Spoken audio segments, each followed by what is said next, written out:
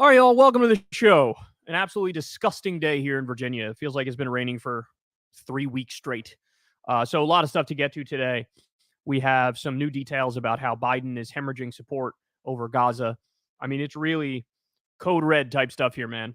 They better get their damn act together or they're in serious trouble, and we risk turning the country back over to Donald Trump. So we'll talk about that. I'll give you RFK Jr. versus CNN. He had a heated debate with Aaron Burnett. There's some interesting parts of that. We're going to go through quite a bit of it. Then we'll get to new lawsuits involving Trump. He's suing people now, and his net worth absolutely imploded over the course of a day. Wait until I tell you how much money he lost. It's hard to wrap your mind around how much money just poof was gone instantly. And then later on, we have Jon Stewart was censored. We're going to get some of the specifics of that story. This was at his previous job with Apple. He also had a great interview with Lena Khan, who has been doing some fantastic work when it comes to antitrust. And then we'll also get to Hillary Clinton making Biden's chances worse because she opened her mouth and decided to do one of the late night shows, and a massive, massive earthquake in Taiwan. And it did quite a bit of devastation, but in all seriousness, as weird as it sounds, there's a silver lining in the story, and there's like a really important takeaway from it that we'll get to. So we have all that and more. Don't go anywhere. You guys know the drill. Please subscribe to the channel. It helps out massively. And without further ado, let's go ahead and dive into it here. So this is a segment here on MSNBC about Biden losing support among young people. Now, you know, when we're at the point that MSNBC is covering this, that there's a real issue here, because their whole job normally is to like cover up stuff like this. So let's watch some of it, and then I'll give you some new poll numbers, some new election results that we just got, which show that if they don't whip their ass into shape, they're in real trouble. Some young people are planning to use their ballots there to protest the Israel-Hamas war. NBC News digital reporter Maya Eaglin spoke to students in Wisconsin about what they're calling the uninstructed movement. Maya, good morning. What is the uninstructed movement? Hi, Jose. So in Wisconsin, an uncommitted vote or a vote for no candidate is called uninstructed. We've seen tens of thousands of primary voters cast uncommitted votes throughout the country already. Over 89,000 in Washington, 52,000 in Colorado, and 101,000 in Michigan. And the young voters I spoke with in Wisconsin are organizing another wave of these protest votes through the unconstructed movement to voice their disappointment with Biden's response to the war in Gaza. Take a look. Wisconsinites have had enough. Hala Ahmed is a Palestinian American and the Listen to Wisconsin spokesperson. Their campaign officially kicked off in Milwaukee on March 19th. I think the Democratic Party has lost all legitimacy in our communities. The campaign's goal is to get at least 20,000 people in Wisconsin to vote uninstructed, which means uncommitted or choosing no candidate. That number is roughly the same number of votes that won Biden the state in the 2020 general election. If in November we still don't have a ceasefire, I don't know what will be left in Gaza. And that's our focus in this campaign. A March Gallup poll found that 55% of Americans disapprove of Israel's military action in Gaza. But that number is even higher at 63% when looking at just voters between the ages of 18 and 34. Another young voter involved in the uninstructed movement is 22-year-old Dahlia Saba. This is a campaign that's being run by students and by young people who really care about this. Saba has family in Gaza and says organizing protest efforts in Wisconsin allows her to feel empowered. Joe Biden has already won the Democratic nomination. So the uninstructed campaign is really a way of sending a message. It is not about him actually becoming president or not. It is a way for us to quantify, this is how many people care about this issue. We are Democrats. We're voting in the Democratic primary. These are your constituents, and your policy is alienating them. So far, 26 uncommitted delegates will be heading to the Democratic National Convention this summer in Chicago. So that is them warning, hey, look out. There's plenty of young progressives who are not buying it, and they're really pissed off over Gaza. Well, guess what? In 2020, Biden beat Trump by 20,682 votes. Today, with 68% of the votes in, 37,011 Wisconsinites and counting voted uninstructed in protest of Biden's policies aiding Israel in its genocidal campaign in Gaza. That number will only grow in November if Biden does not shift gears. So with 68% of the vote in, they were at 37,011 basically uncommitted votes. They call it uninstructed there, but it's the same thing. Uncommitted votes. The goal was 20,000 to say, hey, the exact same margin you won by, there's that many people, young progressives, that are pissed off over Gaza. With 68% of the vote in, it was already at 37,000. I believe in, what was it, Connecticut, with about half the vote in, it was like 11% uncommitted. So this is serious. This is real. And this is something that if they don't address, they're going to be up shit's creek without a paddle. Now, I have another example here for you. And wait until I show you. You have to hang in there for the poll numbers. There's new poll numbers that came out about this. Astonishing. But so I want to show you this. You have Thayer Ahmad, a Palestinian-American doctor who was supposed to meet with Biden. And he was in Gaza and doing work on the ground.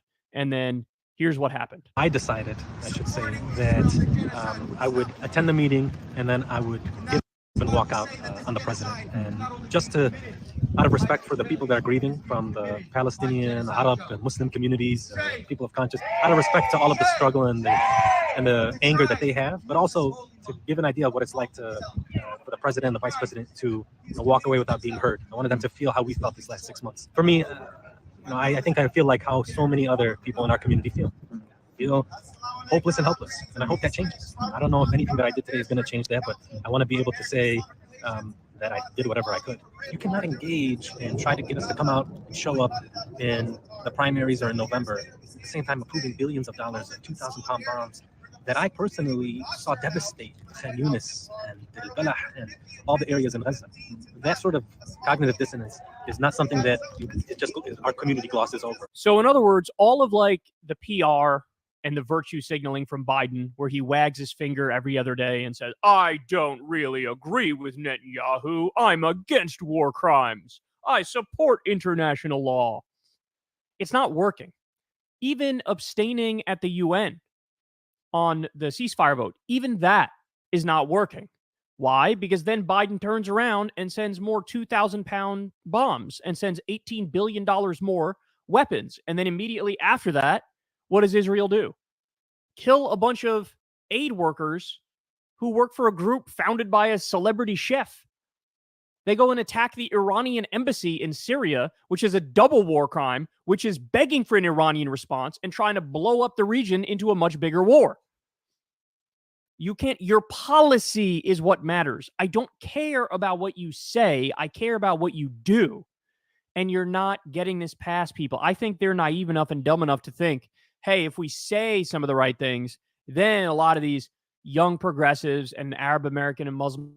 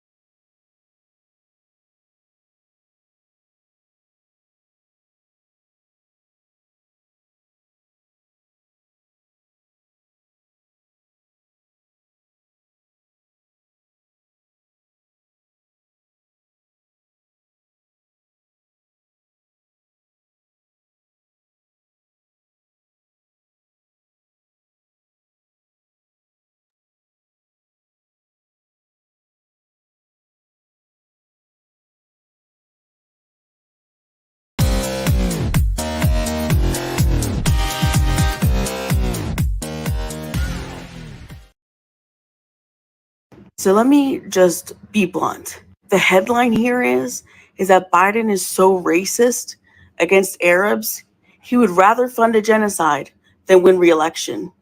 Is that on the people to fix? Furthermore, if he is so racist against Arabs that he's willing to commit a genocide and nothing being said or done moves him in any direction, what makes you all think he's going to save you from jack shit? Because I genuinely don't get it. I genuinely don't get the cognitive dissonance you all have to still believe in any of this. Frankly, the greatest threat to Democrats, which I've been saying for almost a year now, is not that people are going to vote for Trump. It is that people are not going to vote at all because they do not fucking believe in any of it anymore. Studies have shown time and time again that public will means nothing legislatively. That the greatest indication a law is going to pass is the money that is behind it. What you say or do, is it moving the needle? And if it's not moving the needle, if electoral politics isn't doing shit, why would people continue to invest in that system? People are literally begging the carnage to stop, and this administration is literally ignoring them. I said a long time ago that if you wanted to save the party, because now it's a matter of not just saving Biden, because it's done. Now it's a matter of whether or not the Democrats exist beyond this election.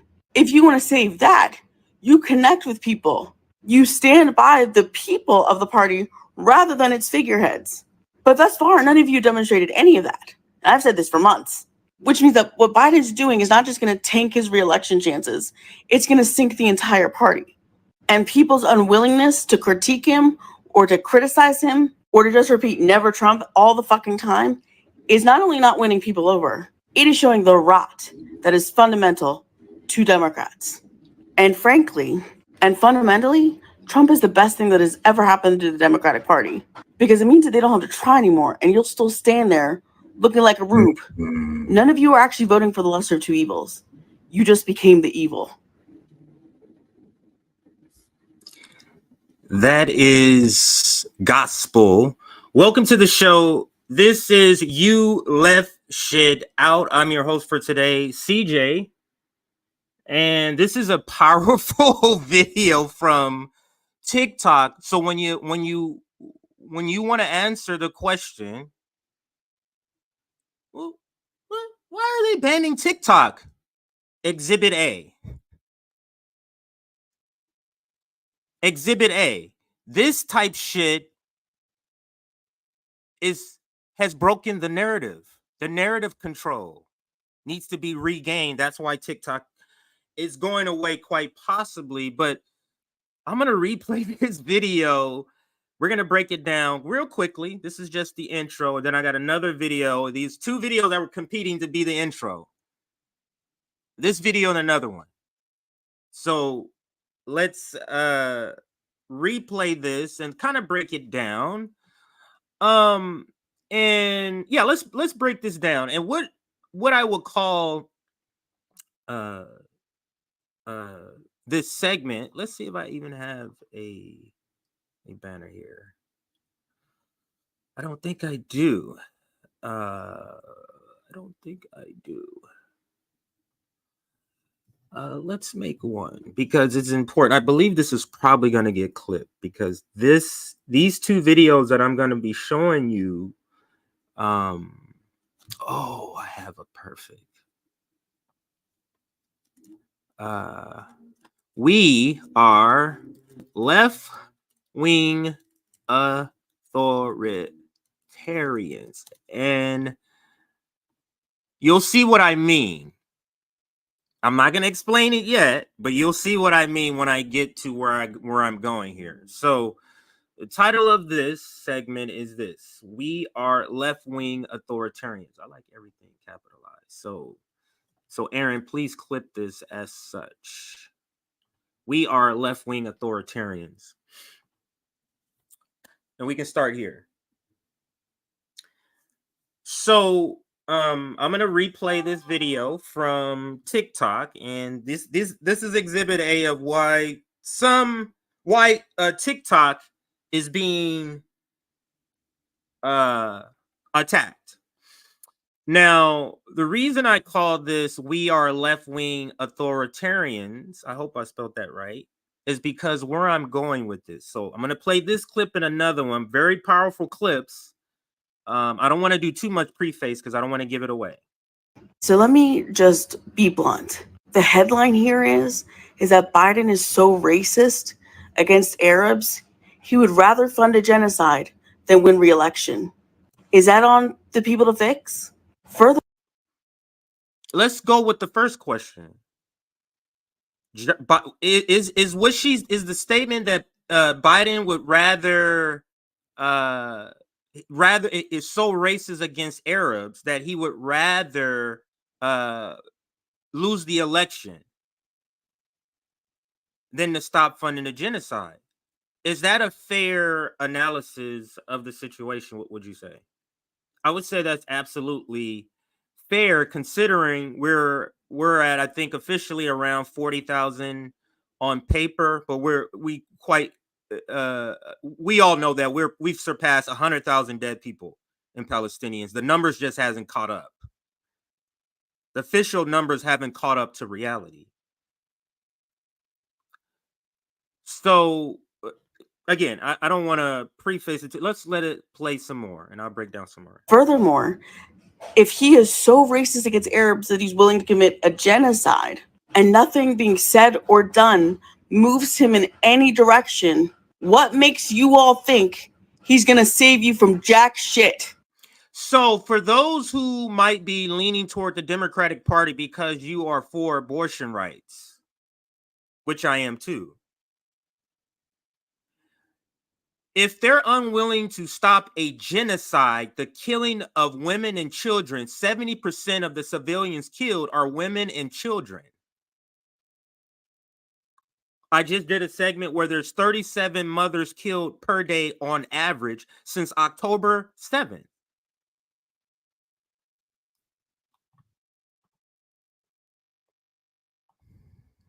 Going to save you from jack shit. Why do you think he's going to save you your abortion rights or the right for an abortion? Why do you think that?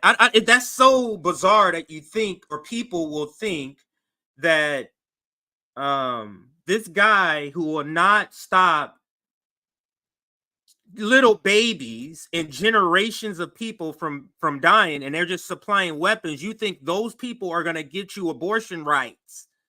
Who are you if you believe that? That is so bizarre. That is so bizarre to make that connection. The people who said the Senate parliamentarian gave us a good reason not to raise the minimum wage to $15 which would only be raising it to less exploitation, because it should be at $40. It is just bizarre that you continue to fall for these, we're going to do this for you. And that's what they're saying now. Because think about it. Yeah, the Democrats virtue signal that they're on the side of abortion rights, and Republicans do the opposite. What does that have to do with tangible reality? Will the Democrats have enough people to get 60 votes? Because they're not going to do anything to the filibuster. So why would you fall for they're going to get you abortion rights when they won't even have the numbers, nor they have the will? It is just bizarre. But I'll let this finish out. I promise that's my longest rant of Shit. Because I genuinely don't get it. I genuinely don't get the cognitive dissonance you all have to still believe in any of this. Frankly, the greatest threat to Democrats, which I've been saying for almost a year now, is not that people are going to vote for Trump. It's that people are not going to vote at all because they do not fucking believe in any of it anymore. Studies have shown time and time again that public will means nothing legislatively. That the greatest indication a law is going to pass is the money that is behind it. What you say or do, is it moving the needle?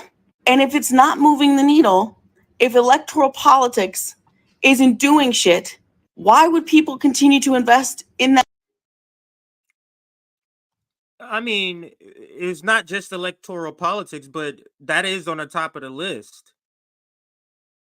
This is like adults buying into Santa Claus.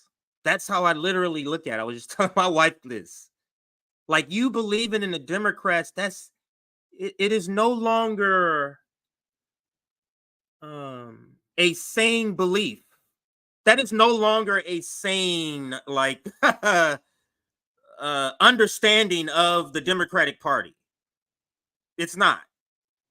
It is how many times of bogus reasons why something doesn't get done. Like, how many times are you falling for this? How many times are they going to use abortion to get you to come out to the polls? They did that shit in 2022.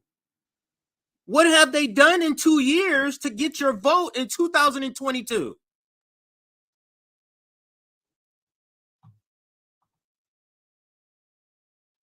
What's the Maya Angelou quote? When somebody shows you who they are, when somebody tells you who they are, believe them.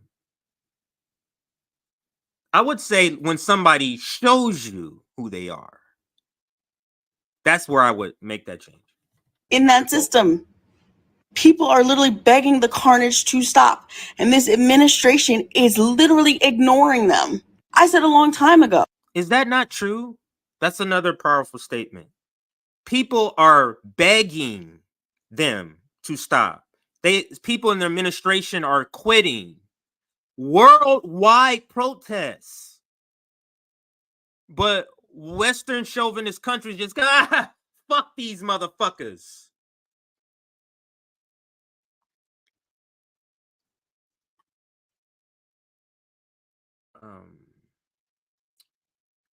White supremacy, white domination, imperialist domination of the world is the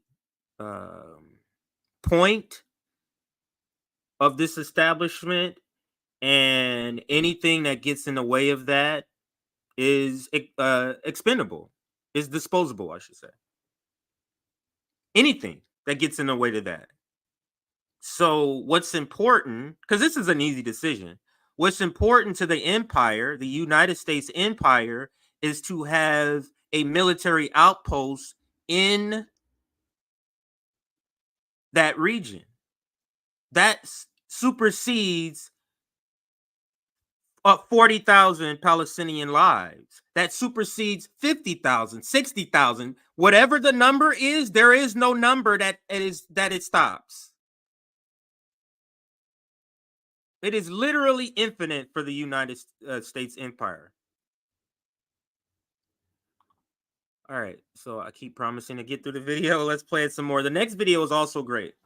Ago, that if you wanted to save the party, because now it's a matter of not just saving Biden, because it's done. Now it's a matter of whether or not the Democrats exist beyond this election. If you want to save that, you connect with people. So let's ask people in the audience, and I'm gonna put your comments up now. So beginning 117 and after, comments 117 and after, answering this question: Is this Gaza Palestinian situation, this massacre, this genocide that's happening, is this existential for the Democratic Party? Like, are the people in the streets, how do you go back to a party after this? How do you go back to the people that killed when the numbers catch up to reality? Literally over 100,000 people, 70% of which are women and children. How do you go back to that party?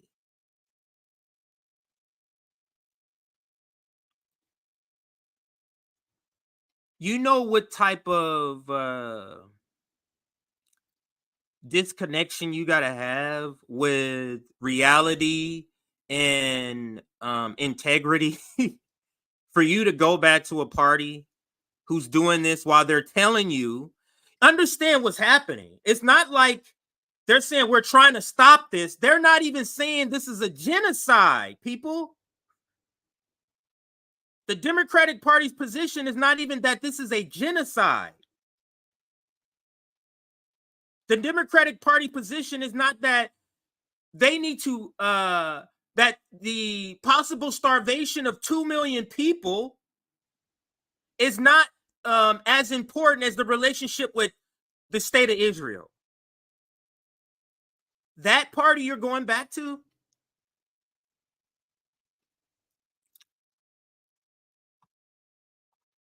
You stand by the people of the party rather than its figureheads.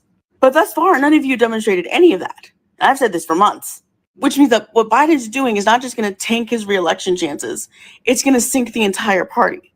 And people's unwillingness to critique him or to criticize him or to just repeat never Trump all the fucking time is not only not winning people over, it is showing the rot that is fundamental to Democrats. Right. Right. We're saying there's people literally dying, sir. Can you at least stop that? And you guys' response is, but Trump.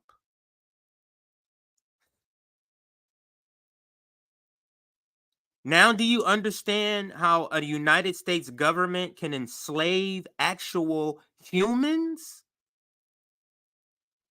And people fight against it,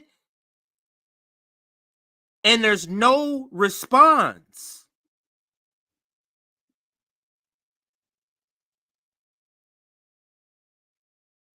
You know what type of deep-seated superiority complex you got to have to even, I can't even imagine that.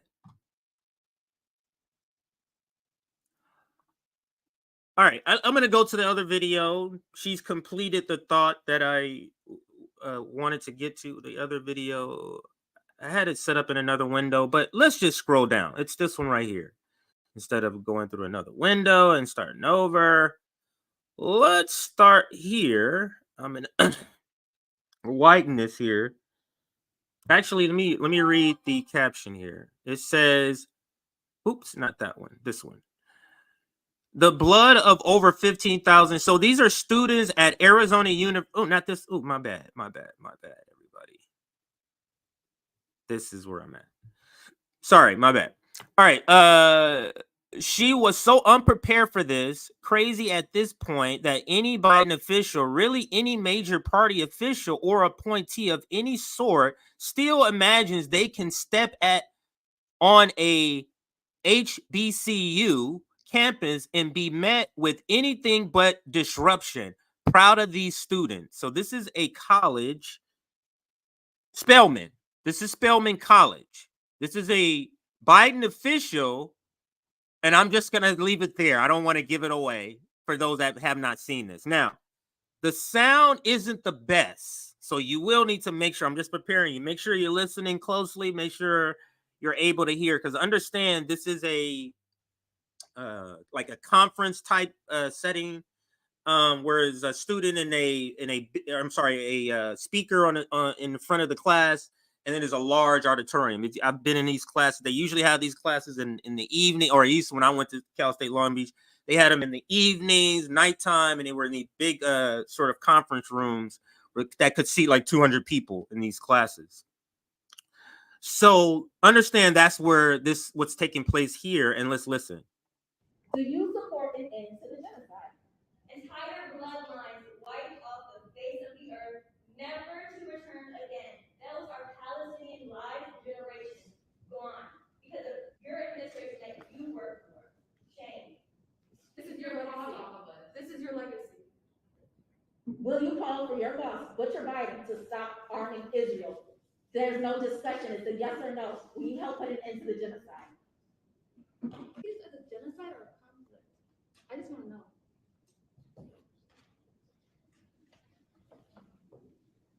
Because according to international law, there is a correct answer. Nobody should be sitting on stage with her while she's promoting genocide. She lacks moral courage. None of us here lack moral courage. You spoke about the involvement of the Israel lobby in U.S. politics, and now you're a part of it.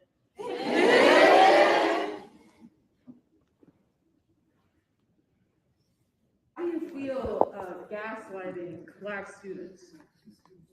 Simply, just how do you feel gaslighting Black students? And these are not just students. You have alums in the audience too watching you all. We call on all historically Black college campuses to not allow us to be used, even if our own professors want us to be used. We will not be complicit in genocide. The answer is simple. As a Black woman that is walking the same hallway that Alex Walker has walked, I cannot stay silent during a genocide. Shame on you. Most of you, you're disgusting for even hosting her. Shame on you for allowing Black folks to be kicked out of a college that was created for our safety. Calling security on your Black students, huh? Shame! Shame! Shame on you. Were you on stage whispering about how you think hospitals are military targets, or were you just keying because you don't care about human lives? Palestinians deserve better, Black people deserve better, and Spelman needs to do better. My sisters will not let them make a fool. Now that's the type of Black shit I like to see.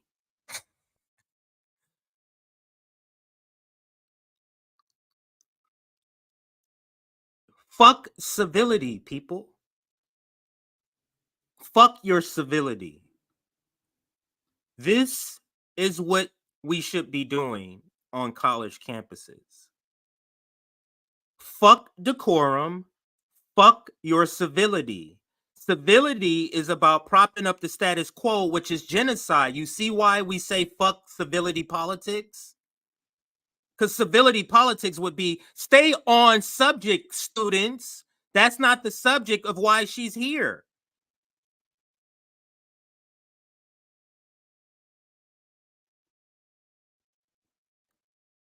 But they want you. This is why they also restrict protest. You got to get a permit to protest, which makes it not a protest.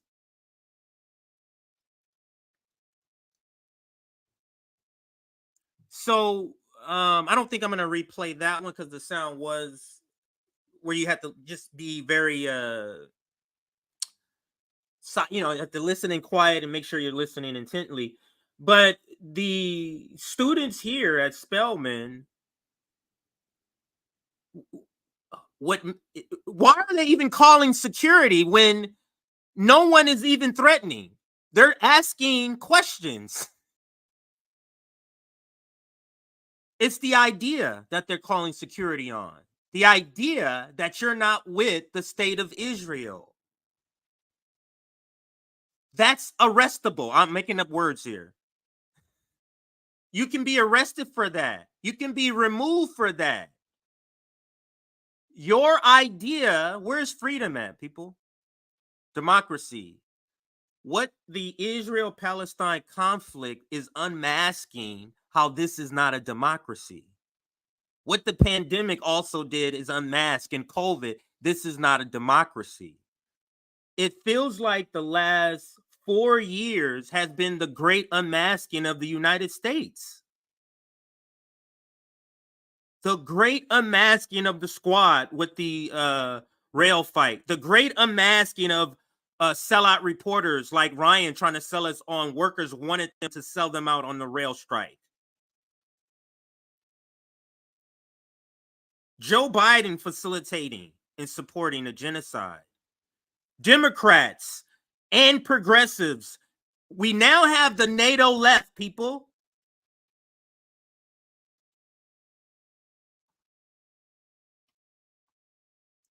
But we are the authoritarians. And I'll go to now to the headline of the article where I get this title from. And you may have saw it earlier. I kind of scrolled past it. Where is it? Oh, right here. Look at this headline here. And we got some more sort of protest video to go over. Nancy Pelosi, Hillary Clinton. That falls into this category. This headline, and this is not a joke, people. Do you understand what I'm saying to you? This headline is not from The Onion. This is not The Onion. The left-wing authoritarians shutting down the Democratic Party. Liberals would justifiably freak out if the right was doing this to Biden. It is what you think, even though you're shaking your head saying, I can't believe this. It is what you think. us trying to stop genocide and protesting against genocide, we are now called authoritarians for protesting. So what we just saw was an authoritarian act, according to this article, preventing these people from speaking by protesting and talking over them. But in the last example, just asking a mere question that's uncomfortable. This is serious. So let me read a little bit. I might have to go to the entire article because it's not a bad article to read. Like, it wouldn't read as a boring article for this setting. But this is hilarious, and I'll read a little bit of it. The twist, of course, is that the mobs shutting down the opposition to Trump are not Trump supporters, or at least not right-wing Trump supporters. You see the jab there? You're not a right-wing Trump supporter. You're a left-wing Trump supporter. If you're protesting the Democrats who have the executive office and who's facilitating a genocide right now. Pro-Palestinian activists have set out to disrupt Democratic Party officials from speaking and raising funds to defeat Trump.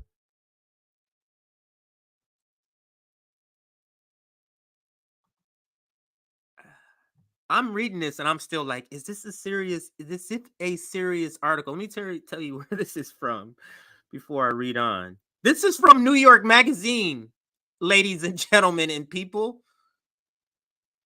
New York Magazine. I want to laugh. Just laugh out loud on this. Hang on a second. This is a serious fucking article. This is a fucking serious article. Let me just toss up a couple comments to just, I was just about to break. Do you ask? AOC words are violence, so there's that. Truth is threatening. Anyone who opposes neocon ideology is set to lose. Okay, I think I've gained my composure from on the verge of laughing here. This is a serious article. I'm going to read that first part and I'm going to read it all at once. So it's one thought. The twist, of course, is that the mob shutting down the opposition to Trump are not Trump supporters, or at least not right-wing Trump supporters. Pro-Palestinian activists have set out to disrupt Democratic Party officials from speaking and raising funds to defeat Trump.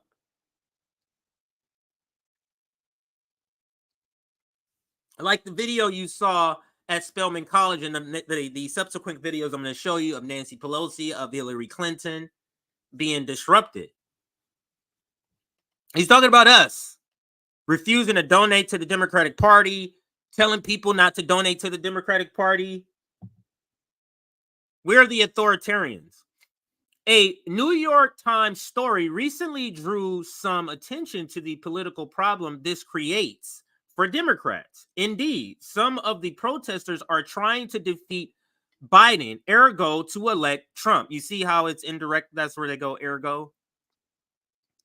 If you didn't know what ergo means, it means indirectly, in this instance here, to teach the Democrats a lesson. To teach them a lesson. This goes back to the first video. Think back. Are we trying to teach a lesson, or this is the Democrats literally pissing off the younger generation and losing them forever? Which one is it? Because if a genocide won't get you to leave a party that is facilitating it, nothing else will.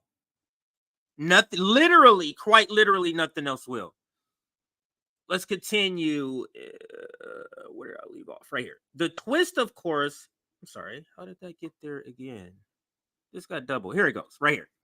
Because Democrats perceive some of the protesters as potential Biden voters, they have soft backpedal their criticism of their tactics, meaning they haven't really criticized the tactics of the protesters because they see them as potential voters. The handful of critics have focused on the political ramifications of the protest movement. Quote, if you are now organizing people to walk away from supporting the president, then you are now de facto supporting helping Trump. Senator John Fetterman told the Times, oh, you ever listen to something crazy? You're like, and you have this look and you're like, and then they go, so-and-so said it. Then you go, oh, okay, yeah, okay, he said that. That's what we just had to happen right now. We had some of the most clownish shit said, and then at the end they said, quote from John Fetterman. Then oh, okay, yeah, he said it. Okay, I get it now. But that's John Fetterman. Let's continue.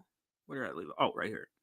But the problem is not one of mere efficacy. Drowning out speakers and disrupting exercises in politics, regardless of its cause or the target, is wrong on principle. Let me read that again. The problem is not one mere of, I'm sorry, the second one. Drowning out speakers and disrupting exercises in politics, regardless of its cause or the target. This is literally them explaining civility politics. Are you not hearing this? Listen to this. Drowning out speakers and disrupting exercises in politics. So drowning out speakers, disrupting, regardless of the cause, meaning regardless of what they're doing, including genocide, including slavery. You get where I'm going with this? Including child labor. Regardless of the cause and target, is wrong on principle. That's them explaining civility politics. I'm not referring to the tactics like holding protest marches, speeches, social media posts, organizing uncommitted vote in the Democratic primary, or other exercises of First Amendment rights. I'm specifically referring to a campaign to shut down speakers who oppose the movement's agendas. Let me read that again. I'm going to insert something. I'm specifically referring to a campaign to shut down speakers who are pro-slavery.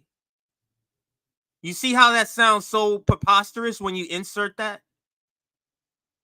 So we have a person who's speaking about being pro-slavery, a person who's speaking about being pro-rape. We're supposed to sit back and let that shit happen without yelling over that shit? Civility politics.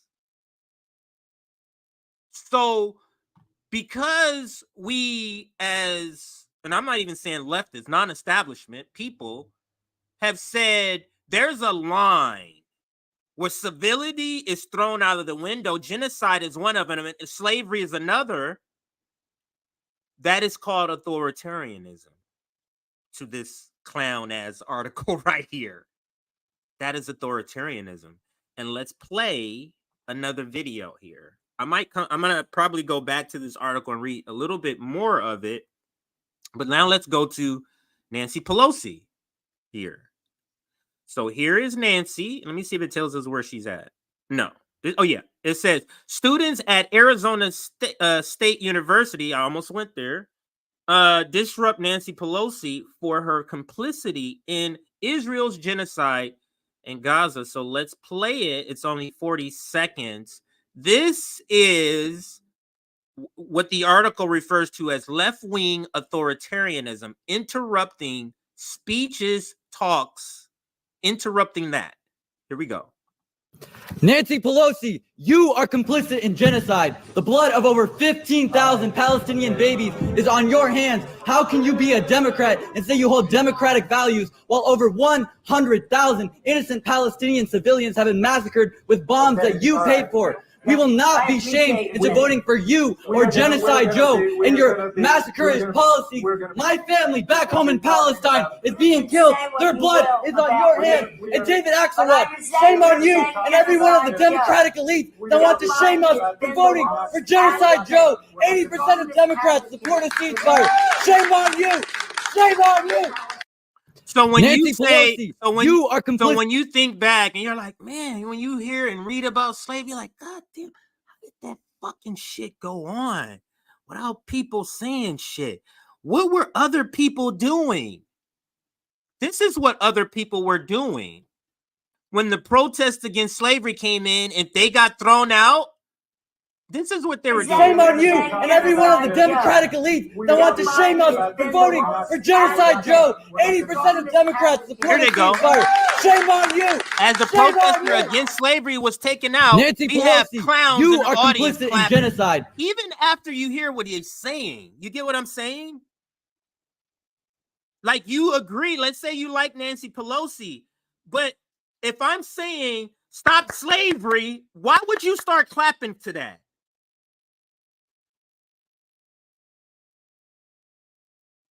So when you ask, how did that shit happen? How is this happening?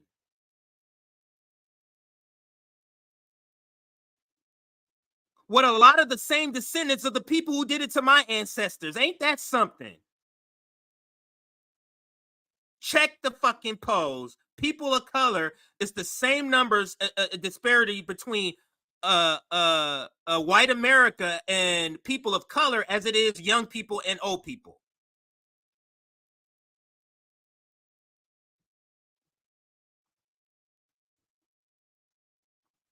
The blood of over 15,000 Palestinian babies is on your hands. How can you be a Democrat and say you hold democratic values while over 100,000 innocent Palestinian civilians have been massacred with bombs that you paid for? We will not be shamed. Okay, all right. Okay, all right.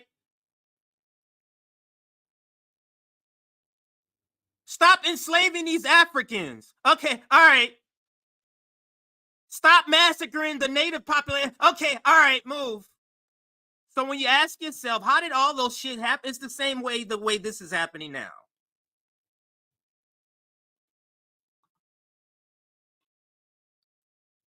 But when you do this, you're called a left-wing authoritarian. We go from one female ghoul to another female ghoul, literally geriatric ghouls. These are dead women walking.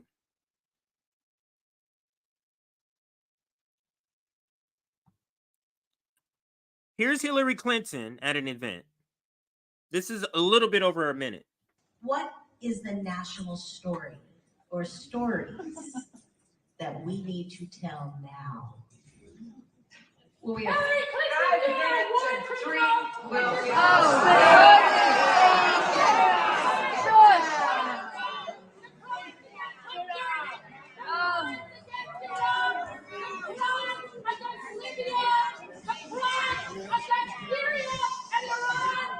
You're supposed to be a hero to women.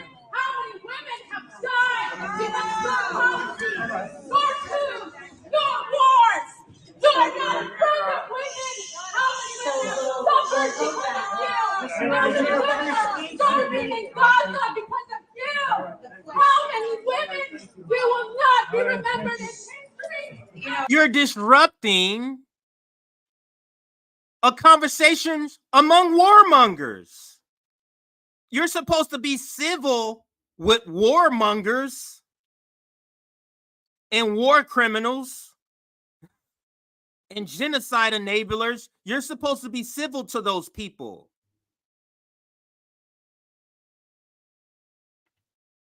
Fuck out of here.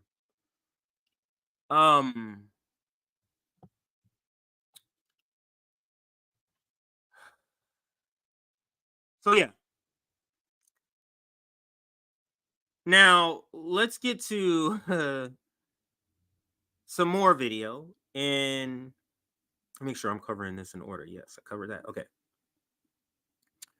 Now this video here's Nancy Pelosi. Now this is not a protest video. But listen to what she says about protesters who came to her home. He tries to ask her about it, and then listen what she tries to correct them on. Listen. We were talking, Madam Speaker, in the commercial break as you sat down about the stakes of this election as you've seen them.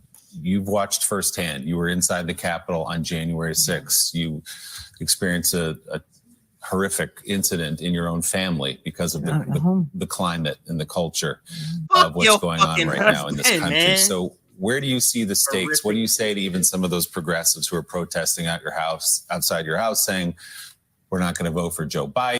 So I was talking over, let me rewind it. He's asking, what would you say to those people protesting outside your house? That's one of the first questions. I'll rewind it so you can hear all of it. Sure. Of what's going on right now in this country. So where do you see the stakes? What do you say to even some of those progressives who are protesting at your house, outside your house, saying, we're not going to vote for Joe Biden because of what he's doing in Israel? What do you say to voters who may be shaky on Joe Biden about the stakes of this one-on-one matchup? Well, I don't know if they're progressives outside my house. I don't even know who they are outside my house. But in terms protesting his handling of the war, yeah. Yeah, but I know my protesters. I represented my district a long time. I got the biggest vote of any Democrat in California. They said, oh, you're not reflecting your district. No, I got the biggest vote of any Democrat in California. Some of these people I don't know who they are. Some are the usual suspects, but largely they are, I don't know what they are. But nonetheless, for those who are. So remember the people who are outside her house who came in protest, she called them people from China. Remember? So this is her trying to say, hell, you see, the reporter made the mistake of, he thought, because the reason let me just go back a little bit. The reason Nancy Pelosi is on Morning Joe, this is the Morning Joe show for this interview this morning. The reason she's on, she came on to be one of the representatives. You know that letter they signed to say, hey, stop funding something, that virtue signal? Once I saw Nancy Pelosi's name was on there, I'm like, that's some bullshit, which it is. Pretending like, oh, because they know the Democratic Party has to act like they are for the Palestinians. They are for these things. Like my intro video with the black lady was talking about, this is existential for the Democratic Party. And they know that. This is why she signed that bogus bullshit calling for something. I forget what they're calling for. She came on the show to talk about that. That's what she came on the show to. Yeah, we need to do this and we need to stop this, some bullshit, right? And any further on, ask her these questions about the protesters at her house. And that was her response. I'll go back a little bit. Of any Democrat in California, they said, oh, you're not reflecting your district. No, I got the biggest vote of any Democrat in California. Some of these people I don't know who they are. Some are the usual suspects, but so she's saying, I'm putting it together because this is very disconnected. Is she saying because she had the largest vote? Let me say it again. Because she bought the largest vote share of anyone, no one would dare come out and protest her for supporting a genocide. That is what she's basically saying. So they must have come from somewhere else and they're not progressives. One, like there's not progressives who live outside of San Francisco who can come to San Francisco. That's pretty weird. And two, as if genocide is not a red line for even some of your constituency, Nancy Pelosi. You see the bubble that these clowns live in? But let's let her finish her answer. This is what she says to all of us who are protesting, okay? This is what she has to say. Listen closely. Largely, they are, I don't know what they are. But nonetheless, for those who are saying that, oh, you want Donald Trump? Donald Trump of Muslim ban fame? You want Donald Trump? What did I start out with this segment? It was an earlier video with the young black lady who was speaking about Joe Biden being so racist against Arabs and Muslims and Palestinians that he's willing to lose to Donald Trump to support a genocide. And what did she say in that video? She said, when they're protesting, your answer can't just be, but Trump. This guy on Morning Joe literally poses this question to her, and her answer is, but Trump. You think those people are going to do anything for minimum wage? You think those people are going to do anything to defund the police? You think those people are going to do anything to rein in the police terror? You think those people are going to stop doing wars across the world?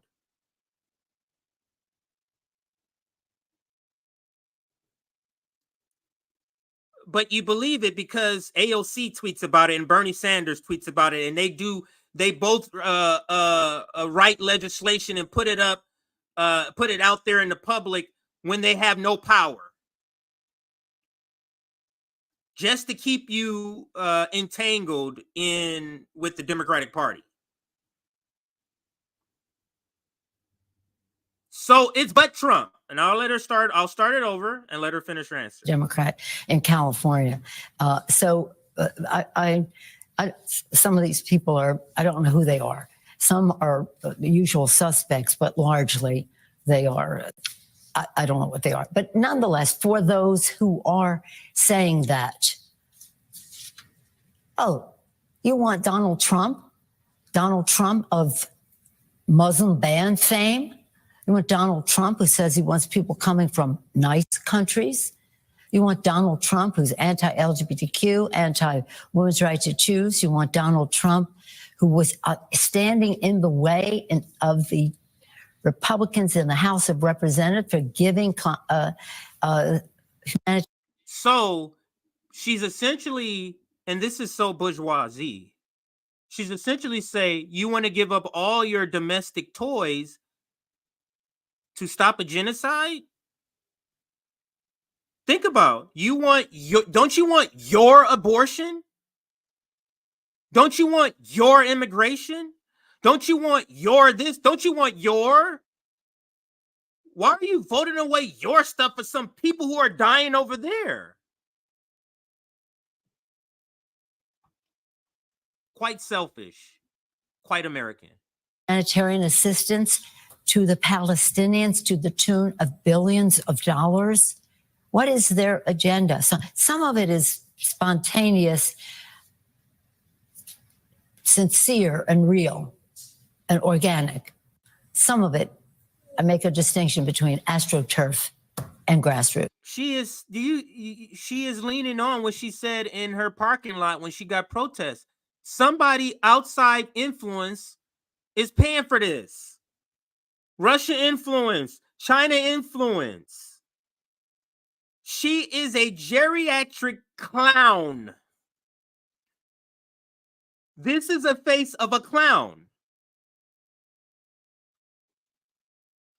And she's still the de facto speaker. Kid you not, Hakeem Jeffries goes to her for what to do.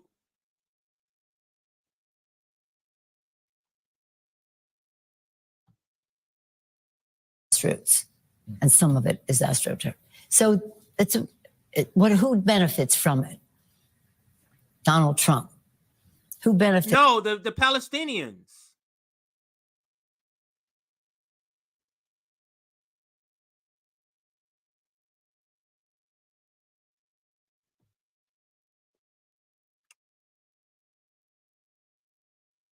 Who benefits is genocide either way. That's why it doesn't matter who you vote for. So vote for somebody that aligns with your values. And I know if you're listening to me right now, it's not genocide. So that means Donald Trump and Biden is out the door. RFK is out the door. All right, I completely went out of the order of my show. Let me look at it now. So what we're going to do next is move on to this next item here, which is the title item of the show. And what I mean by that, where am I hearing that? I'm hearing a bit.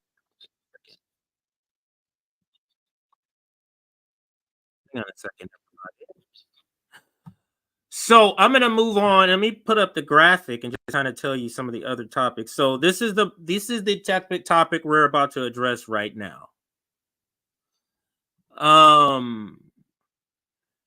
And I guess I can start off by with a brief preface. I guess I can start off with a brief preface.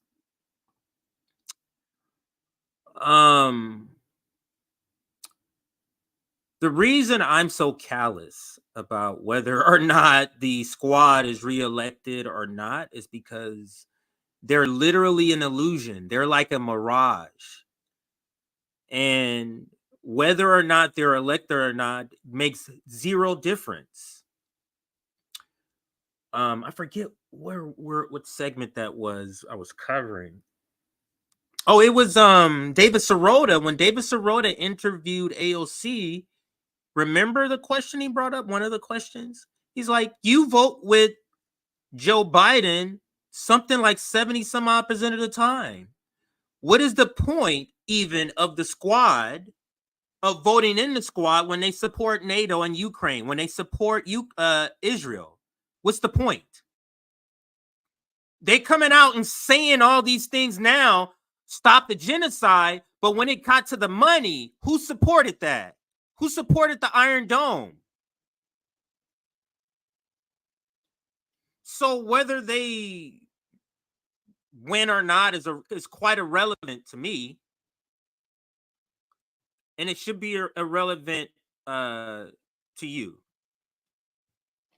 But let's start here. And this is the headline. Democrat pro-Israel. Yeah, you understand that doesn't say GOP pro-Israel group. So the people on your team, when you are a social democrat and you call yourself a progressive Democrat, the people on your team will be the ones that take you out, not the Republicans. That's how unwanted you're in. You're just wanted for your number, not for your ideas. This is why it's so important not to support the squad, because the squad's ideas are not what's going to be executed. You're giving the reactionary imperialist Democratic Party, whose leadership is the same as the Republican leadership as far as their goal, you're giving them the power by giving them more, by giving them the majority. You're not giving AOC's ideas. You're not giving Bernie Sanders' ideas the majority. You're giving, this is how we get the genocide here. This is how we got to Joe Biden facilitating the genocide instead of Donald Trump. So the headline says, Democrat pro-Israel group looks to oust 2 squad members from Congress. Democratic majority for Israel PAC endorses challengers to AOC's allies, Cori Bush and Jamal Bowman.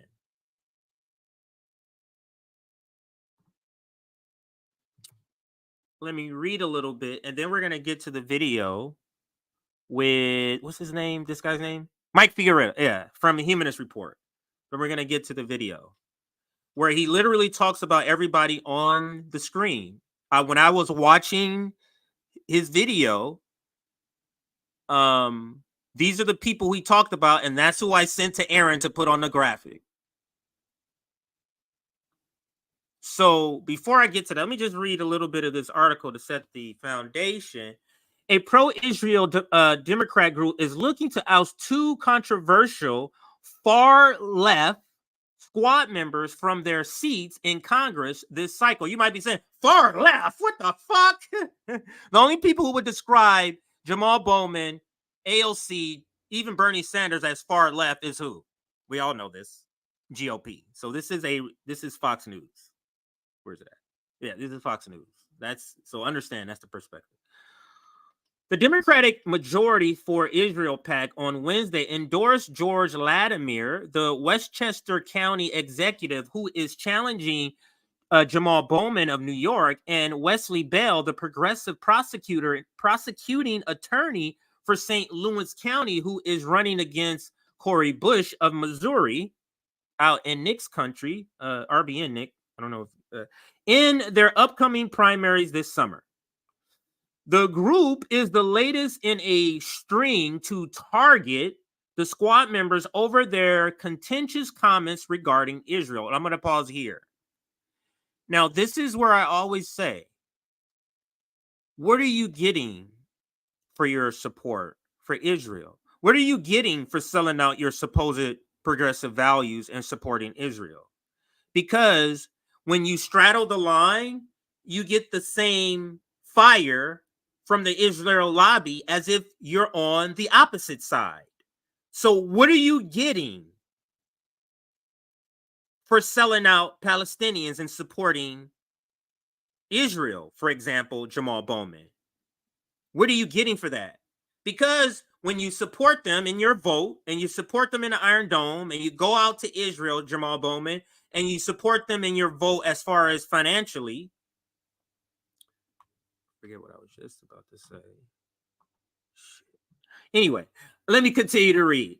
The efforts to oust Bowman and Bush come after the representatives made a string of controversial comments and actions with regard to Israel, which has drawn the ire of such groups. Now I remember what I was saying.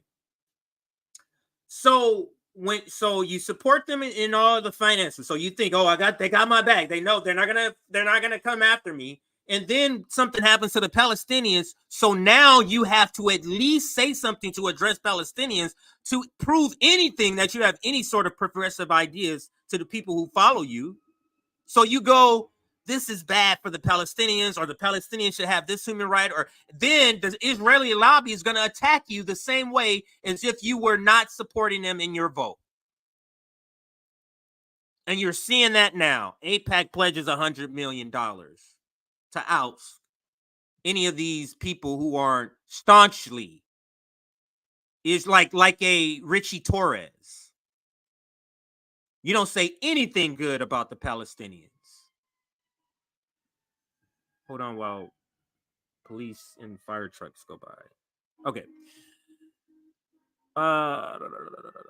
Did I skip a part here? Let me make sure.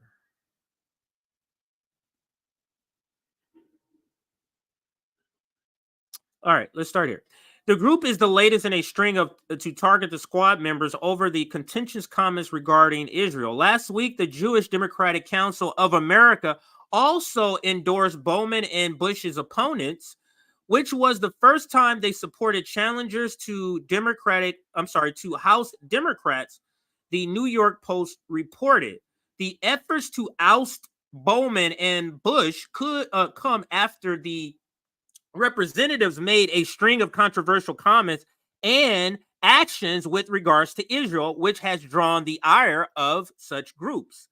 Following the Hamas terrorist group's bloody incursion into Israel on October 7th, Bush accused Israel of retaliating by targeting hospitals committing war crimes against Palestinians in Gaza, which they did. So Bush, and that's Cori Bush, said something that was the truth. That's what they're pointing out in this article. And here's the quote. We can't be silent about Israel's ethnic cleansing campaign. Babies dead, pregnant women dead, elderly dead, generations of family dead. Bush wrote in an October 29th post on X, just weeks after Hamas attacked Israel. Quote, millions of people in Gaza with nowhere to go being slaughtered. The U.S. must stop funding these atrocities against Palestinians, end quote. Bush also said the bipartisan vote to censure fellow squad member Rashida Tlaib for her anti-Israel rhetoric was outrageous in a heated speech on the House floor. Fellow squad member Bowman also has a history of anti-Israel rhetoric. The New York, you mean the guy who went and did a trip out to Israel, the guy who voted for Iron Dome, the guy who almost got expelled from the DSA for selling out the Palestinians, that guy? Fellow squad member Bowman also has a history of anti-Israel rhetoric. The New York Democrat said reports of Israeli women being raped by Hamas terrorists were propaganda just days after taking part in a viewing of footage of the Hamas attack.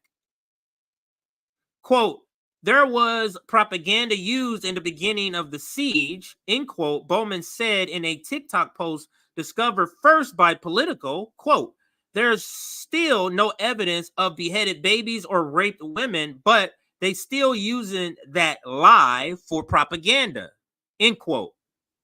That's true. So you see how Bowman, because he's the worst out of all of them, probably besides Max Frost, but Bowman sold out Palestinians quite quickly. And he votes for Israel packages. He votes for Iron Domes. He, like I said many times, he took trips out to Israel. But because he says this part, which is accurate, the Israeli lobby comes after him with $100 million. So like I said, what do you get out for selling out the Palestinians if AIPAC is going to come after you anyway? I can tell you what you lose. You lose the radicals. You lose the gritty people. You lose the people in the trenches. Those are the people you need to sustain onslaught of money from the establishment. You saw Nina Turner lose the same sort of core constituency you need to fight that. You know who didn't lose that and who kept win, even though they tried to get recall her? Shama Sawant.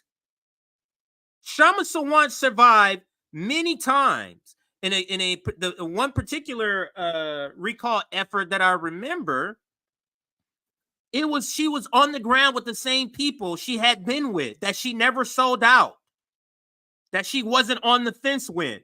Those people showed up. Unlike Nina Turner, who couldn't survive the onslaught of money because of her rhetoric and because some of the things she was saying to sell out certain segments of her core constituency. The radicals left her. The people in the trenches, who you're going to lose. And the same thing is happening here with Jamal Bowman and Cori Bush. Cori Bush came up to the freaking... Actually, I'm getting ahead of myself. That's coming up.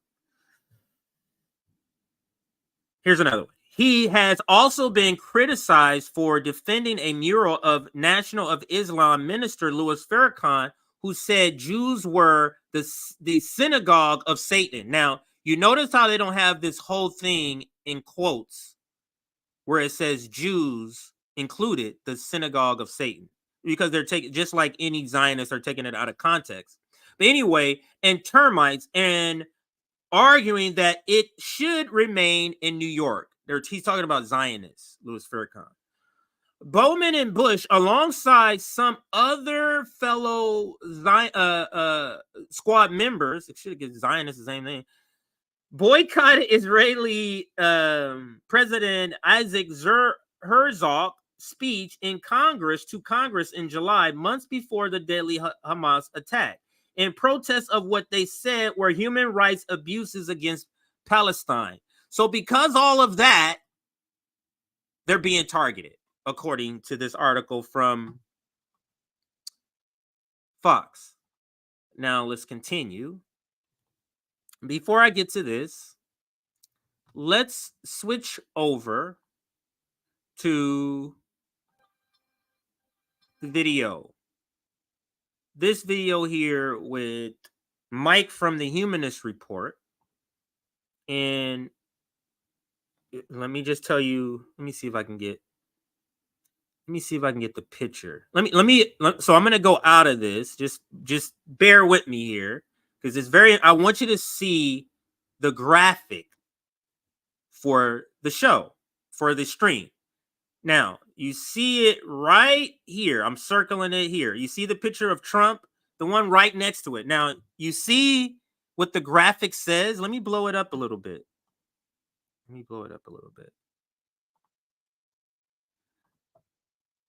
Look at that. It says, we must, the must is in red, defend them. And that's a picture of Jamal Bowman, Ilhan Omar, Cori Bush, and Summer Lee. We must defend them, according to the Bernie Sanders industrial complex. And you know why that is? That's because saving the squad is existential to the Bernie Sanders industrial complex. If the Justice Democrat project begins to implode, where does their influence go? What do they do? So this is really existential for the Bernie Sanders industrial complex. So now let's go to the video.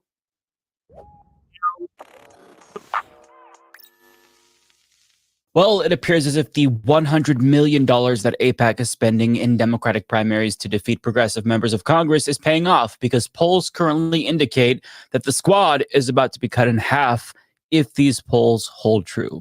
When it comes to Cori Bush, she is facing off against Wesley Bell in Missouri's 1st congressional district, and according to a February poll conducted by Remington Research Group, Bush is trailing Bell by 22 points. Bell actually abandoned his Senate campaign against Republican Josh Hawley in favor of challenging Bush instead, and immediately boasted about pulling in $600,000 in campaign donations, surpassing Bush in fundraising almost immediately. And most recently, he touted endorsements that he's received from the Democratic Majority for Israel PAC, who's as eager to oust Bush as AIPAC is. He also was endorsed by AIPAC as well, of course. Now, when it comes to Jamal Bowman, who's currently facing off against George Latimer in New York's 16th congressional district, a poll conducted by Mark Mellman of DMFI found that Bowman is trailing Latimer by 17 points. AIPAC not only recruited Latimer to run against Bowman, but they've also contributed $600,000 to his campaign and endorsed him.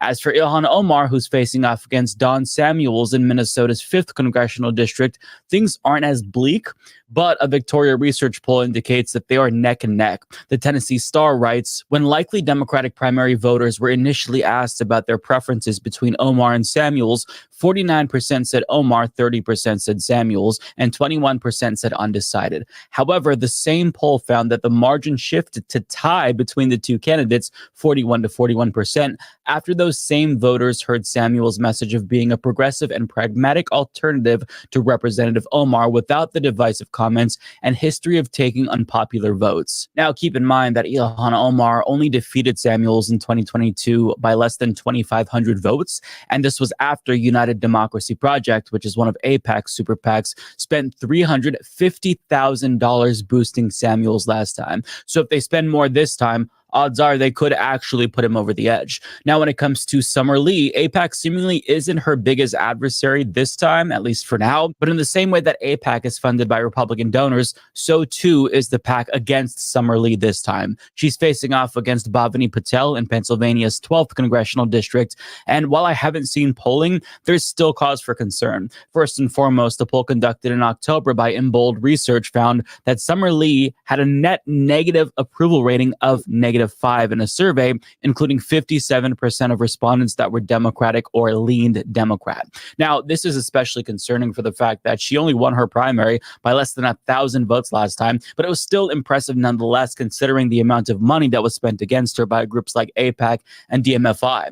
But this time, as Jewish Insider reports, they're actually not getting involved in this race, even though they recruited Patel to run against her. Now, the reason why they're not getting involved is because they really don't have to this time. They were report, quote, AIPAC Super PAC spent more than $2 million on anti-Lee ads in her 2022 primary against Irwin, that was her opponent last time, and Democratic Majority for Israel PAC added another nearly $500,000. So far, neither group has spent money on the race or even endorsed Patel. The only outside group spending big on Patel's behalf is Moderate PAC, a super PAC funded by Republican investor Jeffrey Yass, which has so far pledged $570,000 in the race.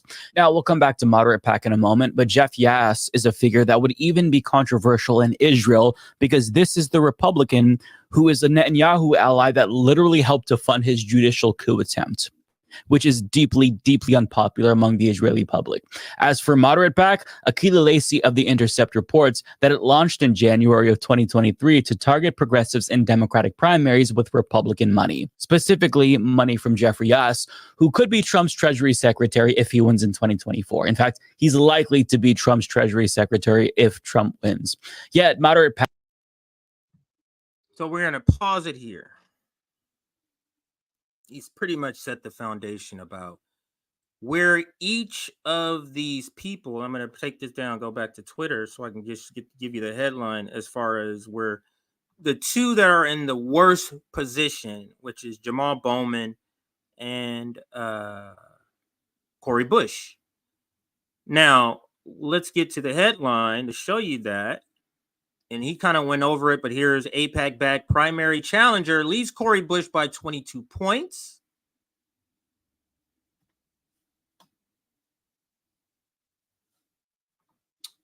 And then here, poll Squad's New York rep Bowman down 17 points to challenger backed by pro-Israel group. So these are the two that are most vulnerable in this situation here. Okay, so all right, so wanted to establish that first before I go to this, which shows you, and let's go to Cori Bush's one here. This is happening April 11th, which is the day after tomorrow. A live stream, and it's at jdems.us/protect the squad. There's a couple of hashtags, protect the squad, and there's another one, reject AIPAC. So they're fundraising to help fight against the onslaught of money that they're going to be coming their way. Will they be able to get close to 100 million? Absolutely not. And this is the tweet from Cori Bush. Far-right billionaires are trying to buy their way into power through Democratic primaries attacking our movement.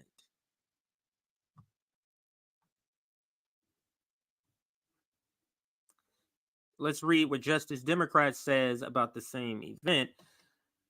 AIPAC and their GOP donors are threatening to spend $100 million against a handful of black and brown. You see how they're trying to lean on that here? Because those same black and brown progressives also support stuff like the Democratic Party, stuff like Israel, stuff like Ukraine.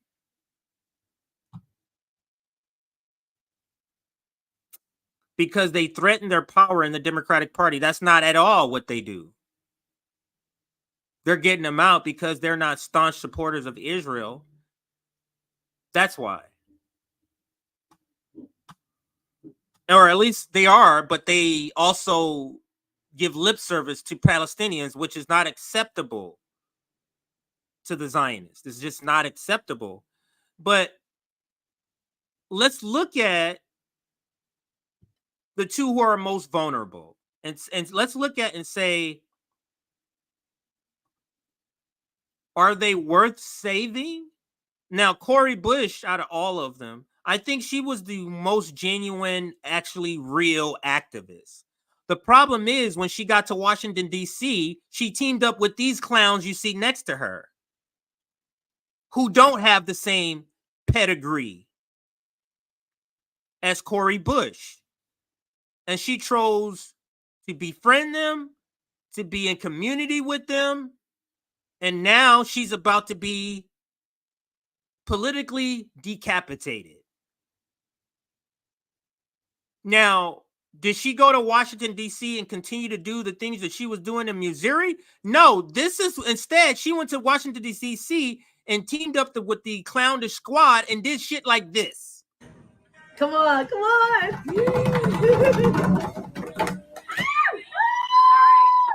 Okay. Y'all ready? Yeah. Okay, y'all open it with me. She gonna cry. No.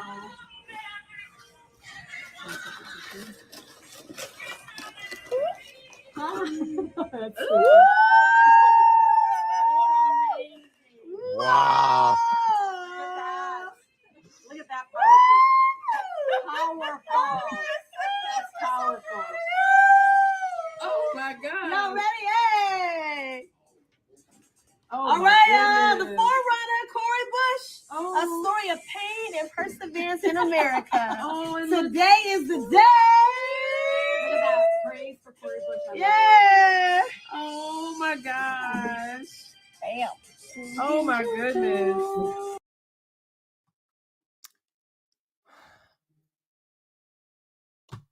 They have Whitney Houston, I Am Every Woman playing.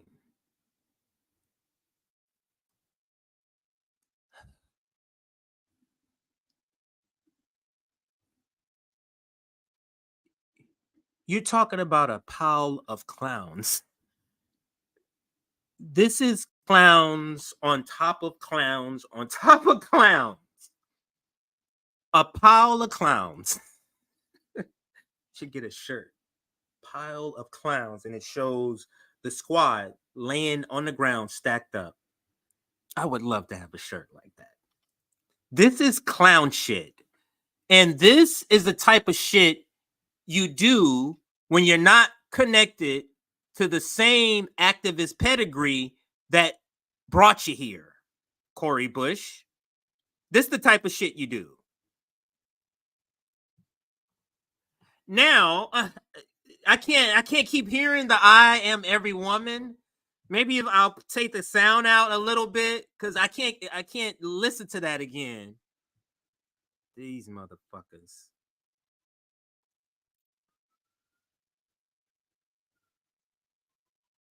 She's a Renaissance woman, perfect song. I'm every woman. It's all in me. Just gouge my ears out, please. Oh, God. Keep those in your books. Congratulations.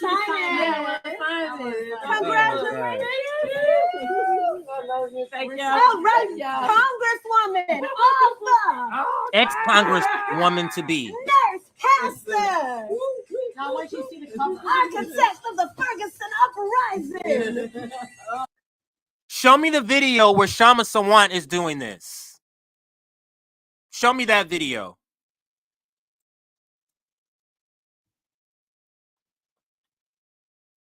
Shama Sawant beat a recall effort. Money twice more than that spent on her race than she put in her race.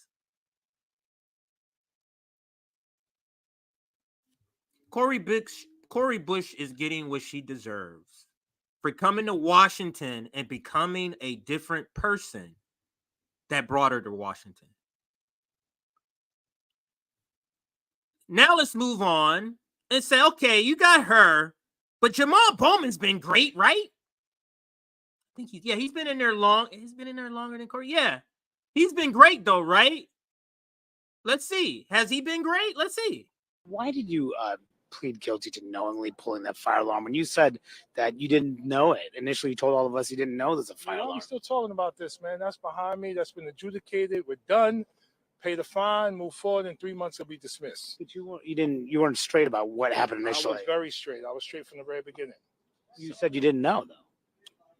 I was straight from the beginning. Someone did invoke that today on the House floor, though. What's that? That incident, the fact that you've actually pleaded guilty, and he is still just being charged. Yeah, whatever, man. That's all good. Any other questions about anything else? Can you just explain why you said that initially? We already talked about this. Anything else? All right. Peace and love, love, answering. y'all. Why did you? Yeah, we should reelect him. He committed a clown act by pulling a fire alarm to stop a political proceeding and got convicted of that and don't want to be asked about it. But donate money to him to get reelected so next year he can vote for more Israel funding in the next Iron Dome. These guys are clowns. And just to prove more of how Jamal Bowman is a clown, listen to this shit. Slightly off topic, but on topic. Jamal Bowman is the topic. That's why Congress doesn't work for black people. So don't blame Biden. Don't blame members of Congress. White people vote more than black people. White people lobby members of Congress. If you can't hear, Jamal Bowman is chastising black people for not lobbying Congress, and that's the reason. Because black people neither have the interest or the funds to bribe Congress, which you call lobby. He's chastising us.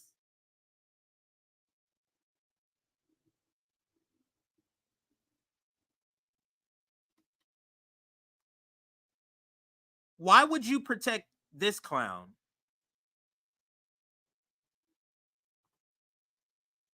Yeah. Let me rewind it. Let me rewind it because where is that comment at? I had the same reaction. What the fuck did he just say? He starts right off. So you got to be listening right at the beginning. So let me give you a 3-second countdown so you can be listening right at the beginning. 3, 2, 1. That's why Congress doesn't work for black people. So don't blame Biden. Don't blame members of Congress. White people vote more than black people. White people lobby members of Congress.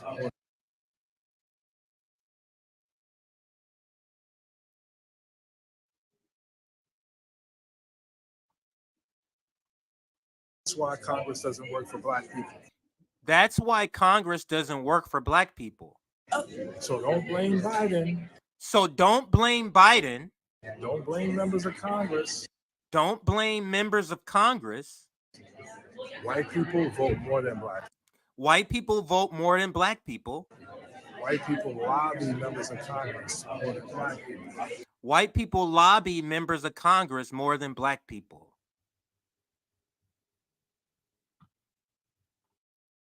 This is a new concept of democracy to me.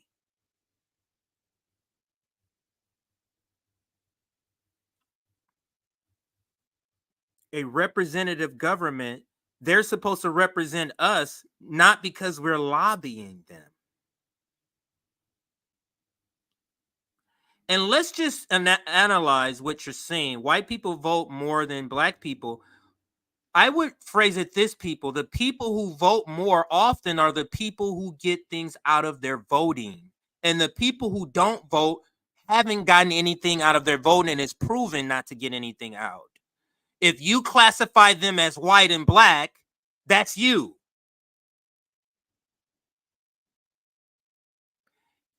I say this all the time to my family members. Black people have been talking about the same shit for decades. You can literally go watch a Good Times episode and they're talking about high gas prices. They're talking about police brutality. They're talking about minimum wage on the TV show that I watch all the time. I watch a lot of old shit. So if that's your history with voting, why would you continue to do that? Just like the initial video I played with the intro. People aren't voting because they're not getting anything out of it. But that's what this clown says. But the squad and the Justice Democrats believe he needs to be saved. And the Bernie Sanders industrial complex believes that clown needs to be saved. And here's another one. So these are the types of people we want to save, right? Now, she's not up for a vote, I don't think. Yeah, she's not. But she's part of the squad. So we want to reelect and protect these squad members like this, right? You refuse to call it a genocide. I need you to understand that this is not. It's not okay that there's a genocide happening. You're not actively against it. You're lying. I'm lying. You're not. You went on TV and avoided talking about it. For what? Because now you can't say it's a genocide or what you're deciding your political race. You can't call it a genocide. How do you say We're not lying. We're not lying. You've been We're not saying it in cheating. interviews. It's insane. You haven't been calling it a genocide. Don't tell me I'm lying. Oh, then just say it's a genocide. Just say it. Over 30,000 people are dead, AOC. You can't just say it for once. Just say the word. That's it. That's all we want you to say. Or you're not angry about people confronting the public, but you can't call it genocide. Over 30,000 people are dying. Stop. Okay? Stop. We're not doing anything. We're just talking to an elected publication. That's all we're doing. That's it. cut it, and you're going to cut this and you're going to clip this so that it's completely out of context. I already said that it was, and y'all are just going to pretend that it wasn't over and over again. It's fucked up, man. And you're not helping these people, and you're not helping them. You refuse to. You're not helping them. Yeah, we should re-elect these clowns. Is this serious? Is this serious here? Now let's go back to the Mike Figueroa video and listen to this guy protect these clowns. So, or try to sell us on, we should be protecting these clowns. So let's continue with Mike. Oh, not that one, this one. I'm going to move it forward to the part, not there, to the part where it almost became the intro. Before I found that other shit, the other videos that I did use, this was going to be the intro. Let me see. Yeah, this is going to be, I'll let a little bit of Jamal Bowman speaking. This is going to be the intro. So I'll start it here. And I'm going to let a good amount play. So it's almost like it is the intro again. But let's listen to this part. Don't support black and brown babies in their own districts being killed while being ignored by this political system that has been taken over by big money and politics. Let me put it on the big screen. Why?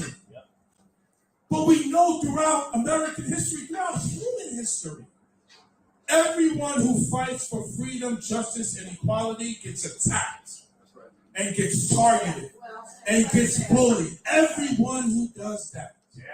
So we, Alex, have to wear this as a badge of honor. That's right. But we all need to wear it as a badge of honor because we are the resistance. Yeah.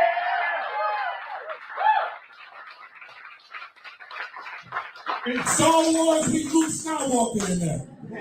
We the Jedis fighting back against this oppressive system. He must be protected. Ilhan Omar, Cori Bush, and Summer Lee, they all must be protected and defended. And if you live in one of their districts, sign up to volunteer if you can. If you don't live in their district, chip in a couple of bucks. I mean, they're going up against political behemoths, and every single penny helps. Now, the last thing that I'll say is this.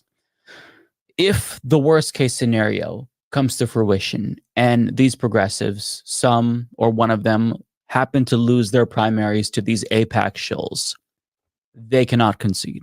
I'm going to repeat that. It's controversial, but I'm going to say it again because it's really important. They cannot and should not concede. What they should instead do is immediately pivot to independent campaigns and continue to run against the Republican and the Democrat in the general election. Because if their Democratic opponents are going to play dirty, they should too. Now, a lot of states have sore loser laws that prohibit candidates from running in the general after losing a primary. But guess what?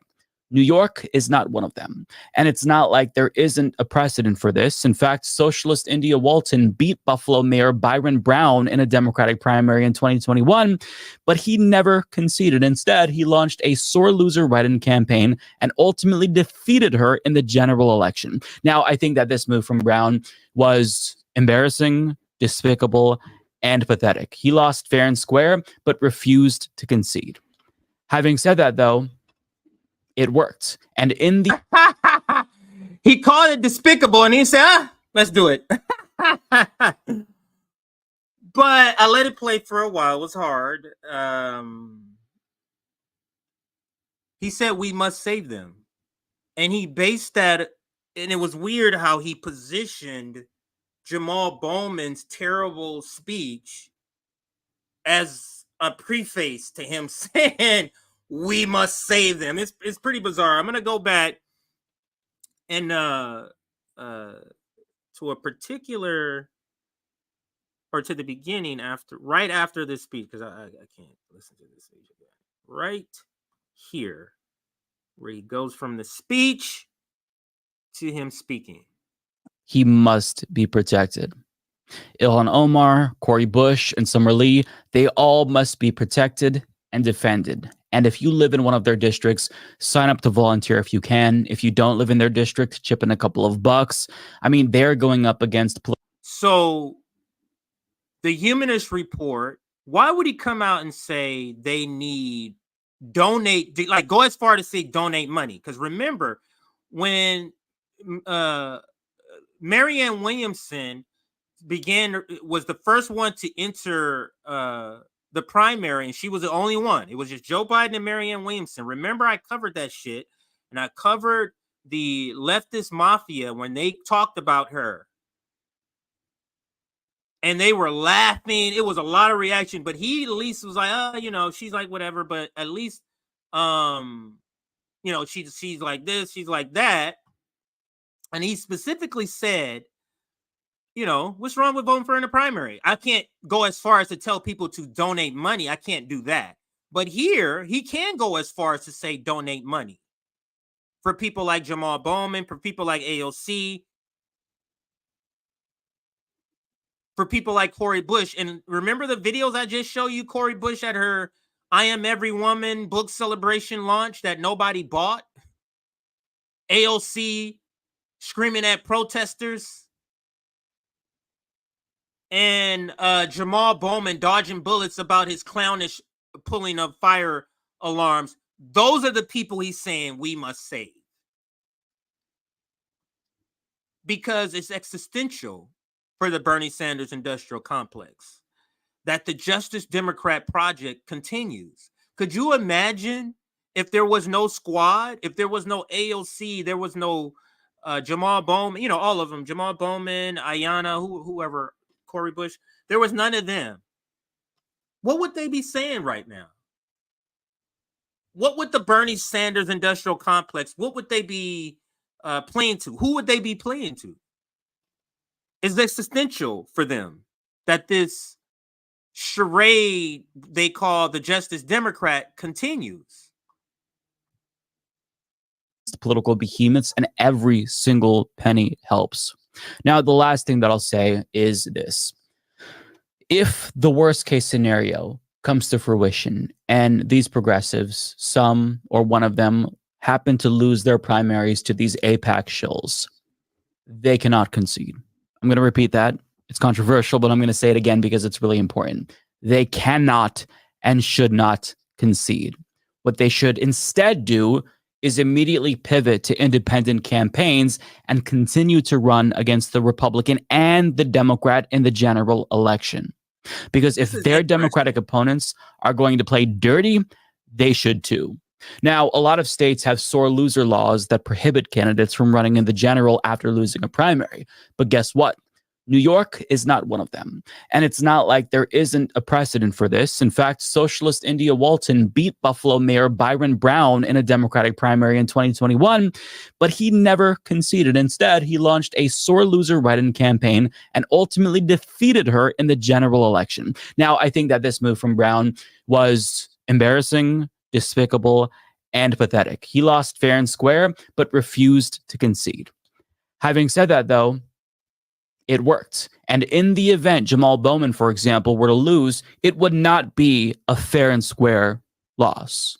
These progressives are competing against Democrats with millions of dollars in GOP donor money, while they're just raising money exclusively through small grassroots donors. That is not an even playing field. They're not just at a disadvantage. That is a rigged political system where elites can effectively tip the scales in whatever direction they want. That's not democracy, that's oligarchy. So it cannot, I repeat, cannot be tolerated. So with that being said, don't concede. You run as an independent and see this election through to the end. That's what I would do if I were Jamal Bowman. Now, New York is the only state without sore loser laws, as far as I know.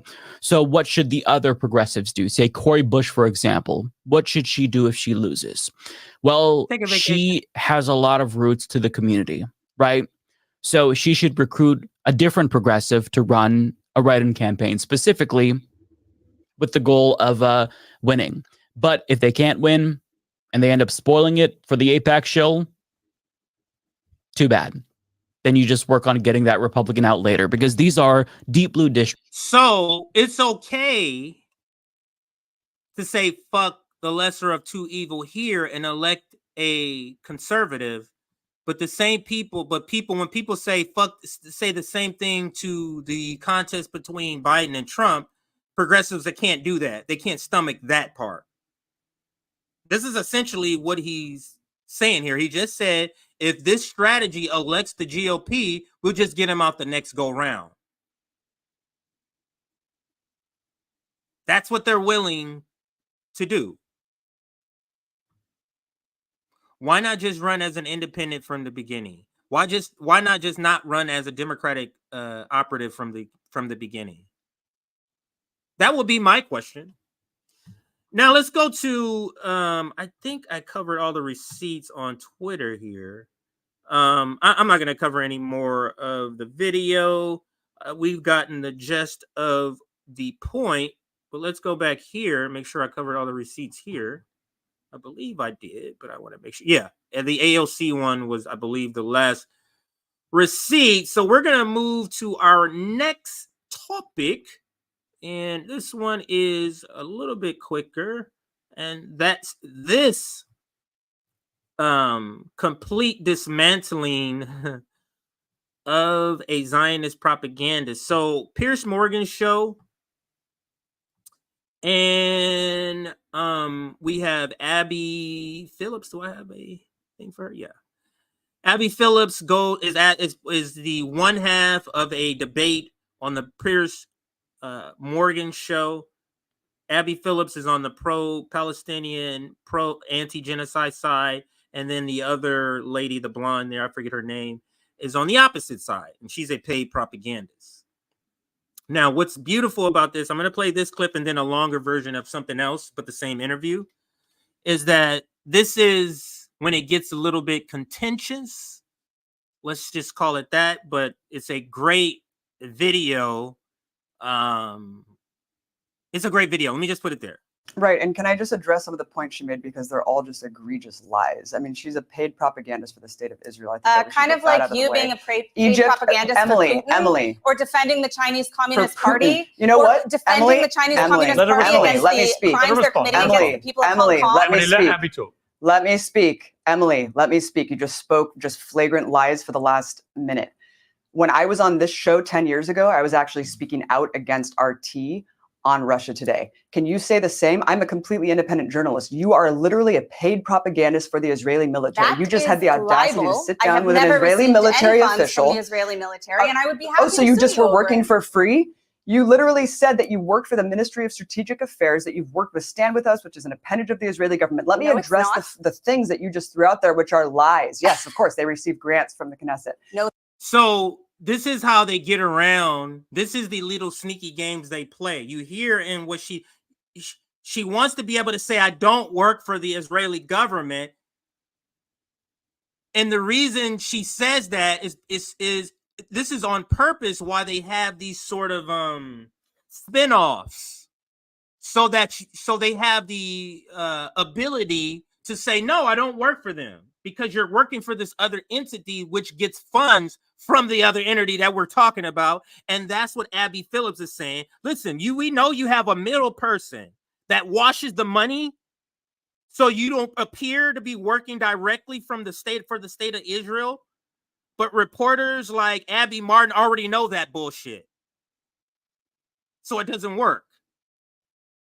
So this is why I love these interviews with like a Abby Martin, Max Blumenthal, and Aaron Monte. Dan Cohen is another one that's great on this. I should play that video with Dan Cohen. It's a classic one. Terry, and I would be happy. So you just were working for free? You literally said that you worked for the Ministry of Strategic Affairs, that you've worked with Stand With Us, which is an appendage of the Israeli government. Let me address the things that you just threw out there, which are lies. Yes, of course, they receive grants from the Knesset. No, they don't. Emily, that is you are absolutely lying. false. Egypt, Israel has.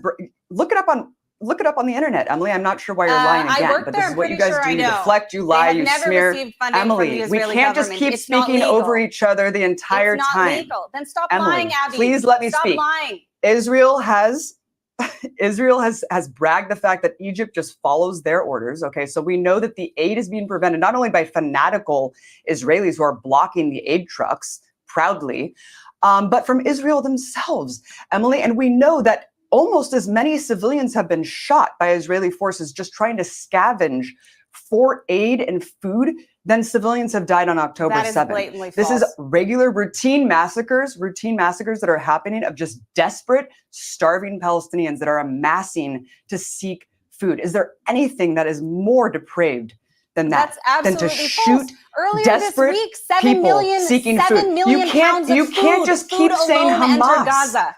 7 million pounds in one Let day. me try if I can. Let me trucks try per and day bring should be getting in. I want to come 500 back trucks to, per day. Let me come if I can. So at that last point of the video, speaks to another thing I was going to mention. They try to say just recently they opened up a opening for some trucks to get through.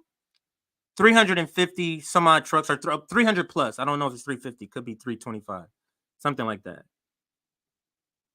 That's below when the apartheid was regular apartheid, not the genocide version of apartheid.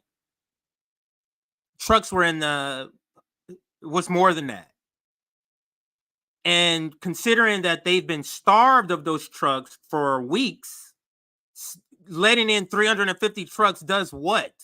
When something like several thousand is needed. It's what the bourgeoisie loves to do. They love to give crumbs and they want you to pat them on the back like they gave you a 7-course meal. This is why they say stuff like the economy's doing better. Why aren't you giving it credit? Because the rent is too damn high, motherfucker. Who gives a fuck that some retail items have come down in cost? Who gives a fuck if gas have come down in cost? And it's always compared to last year. Coming down in cost compared to last year does what? When last year was up 400%, bitch. But this is the type of stuff they do. But anyway, here's another video. Same interview. Right, and can I just... Oops. I need to... Anyway, here's the next video.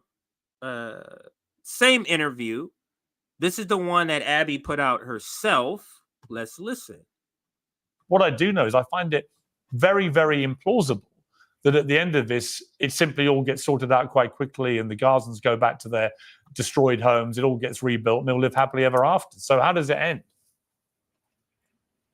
Right. I mean, well, no construction material has been allowed in for quite some time, so there is no rebuilding effort that's possible, especially when you've decimated the entire strip, demolished every aspect of civilian life, surgically striking doctors alongside their entire families, killing over 100 journalists, many in targeted assassinations alongside their entire families. I mean, really the best and brightest in Palestinian society in Gaza has been destroyed. IDF soldiers posting on TikTok that they're just blowing up mosques because they're bored, looting and pillaging women's lingerie. I mean, it really is depraved levels of sadism going on here. How does it end? A negotiated settlement immediately. I think that what Hamas is offering is not beyond the pale. It would be easy for Israel to comply with the demands. If we look at the 5-day truce that happened several months back, the Palestinian hostages that Israel's been keeping, they're not called hostages, but they should be, because they're just political prisoners that are languishing in military detention. The vast majority of those political prisoners were not charged with anything. 30 of them were kids for throwing stones. So this is the kind of thing that we're talking about. When Hamas says release our hostages, that's who they're talking about. When they say the removal of Israeli troops from Gaza, I don't see how that couldn't be complied with. I mean, look, there should be a negotiated settlement. If you want the hostages back today, that could happen. And that's why there's thousands of Israelis protesting in this street. Well, Hamas have just rejected the latest peace deal offering. Well, okay, is it a permanent ceasefire? Because if you're just talking about a 6-week ceasefire before, well then, yeah. I mean, Israel's saying they're just going to continue the genocide after 6 weeks. How is that? Do you think you like how he tried to do that there?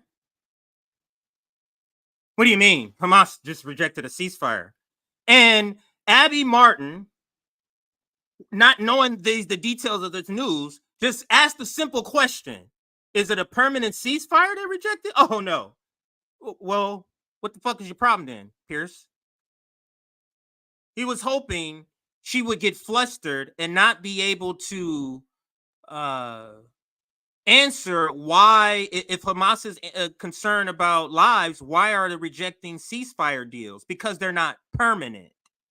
Why would they say agree to a contract that just prolongs their imminent death for another 6 weeks? That's not a strategy. Let me ask you this before I go back to Emily. Let me ask you this, Abby. Do you think Hamas should stay in power at the end of this? Yes. Look, I'm whatever the Palestinians want, that's what they will do. I mean, I think look, I'm not going to speak on behalf of the Palestinians of who their leadership should be. What I will say is Hamas isn't actually the most popular faction in Palestinian society. And Hamas is only the result of Israeli policy of brutal apartheid, ethnic cleansing, and occupation. That's why Hamas exists.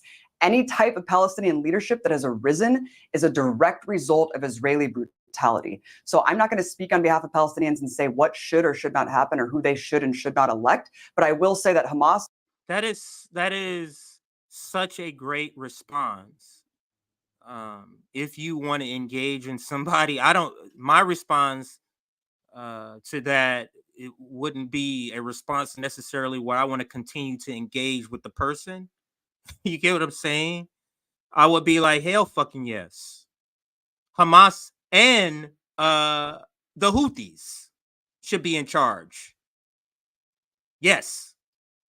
You know what I'm saying? Oh no, you too right. Yeah, I am. But this is Abby essentially saying the same thing, but putting it in a more palatable package for this bourgeoisie people here by saying whatever the people there want. But then she goes on to say the people there want this radical government because of what's happening to them, the apartheid state. So whatever government they want is a result of the apartheid state. So she's saying it without saying it. You get what I'm saying? I would just get to the point that would be abrasive, and she's trying to package it for them. But absolutely. Why wouldn't we want a government who's about the business if we're being attacked?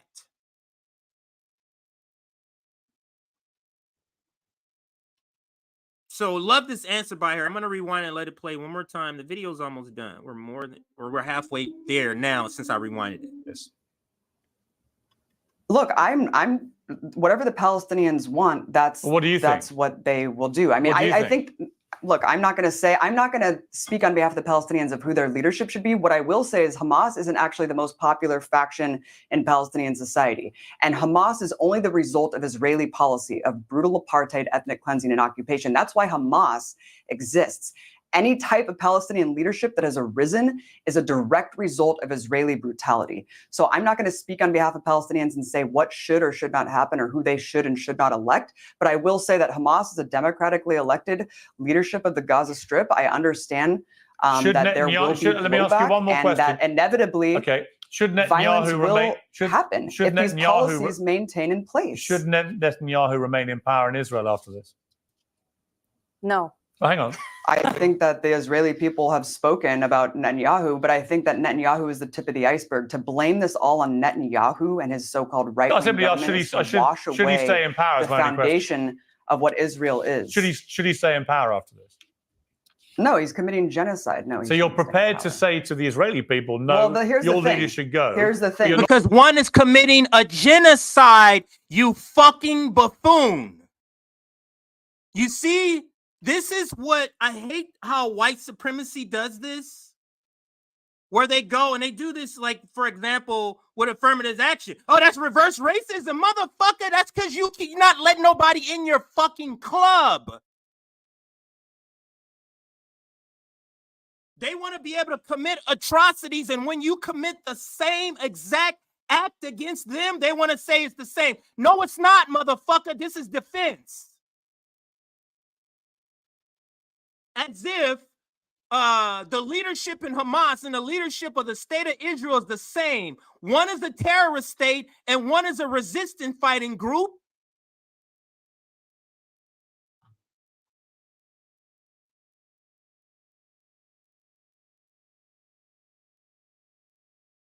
This guy, Piers Morgan, trying to equate genociders with the people who are having genocide pushed upon them.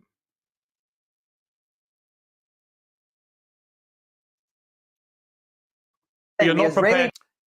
Okay, I will let this. To tell Palestinian people that their leadership should go. But here's the thing. Again, the inconsistency. The Israeli people are out in the streets in the tens of thousands saying Netanyahu should go. There are many Palestinians who want Hamas to go too, I'm sure. He's calling this inconsistent. So this leads me to another video. Now, I wasn't even going to play this video, and I just remember watching it. It's a great video. I didn't have a reason to play it. It wasn't an opportunity I saw to play it until now. Because this is the answer to that. This is not no hypocrisy or anything like that. Let's go to Norman Finkelstein. Somebody in the audience said Abby Martin is like a young version of Norm Finkelstein. Or Finkelstein, if you said that. So let's go to him. Because he talks about this, what they're talking about here. And it's actually on the same show. Listen to what he says. There were atrocities, large atrocities that occurred on October 7th. I think it's indisputable. You then asked me, would you consider it terrorism? I then replied to you, I think atrocity. So he's talking about what Hamas did on October 7th. Denote terrorism. However, I said I take the same attitude towards the perpetrators of those atrocities as the abolitionists in the United States took towards the Nat Turner Rebellion. Nat Turner, so you justify them, so you praise them, so you glorify them, and you honor them. That's the reality. Piers, can I finish? Yeah. Can I finish? Yeah. Nat Turner and the slave revolt committed horrible atrocities. The abolitionists said horrible things happened, but they never condemned No, they Nat don't Turner. happen. They are perpetrated by people. Was you're justifying what they it. did was, Finkelstein, allow me to this finish. is the lowest point Piers, you've ever please tell gotten them to, stop. and you've gotten to low points, but this is the lowest point you've gotten to, comparing these rapists and these murderers well, I think to abolitionists Alan, let him is finish. the lowest point in your history. Let him finish what he's trying to say. Sure. Thank you. Let me have By the way, Nat Turner's rebellion, in Nat Turner's rebellion, they committed horrible atrocities, including beheading babies. That's a fact. However, the abolitionists, you're justifying that. They did you're justifying that. They did not. Please, Piers, can you please tell him? I think let him finish the point he's making, and then you respond. Okay. Thank you so much. However, the abolitionists did not condemn the perpetrators. The abolitionists kept saying, "We told you so. We told you so. We told you so. If you treat people like that, what happened with the slave revolt inevitably would happen. And I say, if you lock 2 million people in a concentration camp for 20 years, half of whom are children who were born into that concentration camp, don't react with shock and dismay and disbelief and indignation at what happened on October 7th. I have spent the last 20 years, I have spent the last 20 years of my life studying what's been done to the people of Gaza. And each time I reread what I wrote, I'm more firm than ever before. I will not condemn those people, even as I acknowledge that massive, unspeakable atrocities occurred on October 7th. Okay. That's Norman. And the reason why a lot of people love Norman. Let's go back to to Twitter now, but that is just a great way to address this attempt of trying to conflate, to equalize the actions of a perpetrator versus the actions of the victim, even if the actions are the same. Not the same in the context of what's happening. Nat Turner, the story of Nat Turner exemplifies that. So let's move on to the next thing. And the next thing we're going to go to is, of course, so when we're talking about the professional managerial class, when we're talking about the bourgeoisie, there are certain people who, in the bourgeoisie story, represents,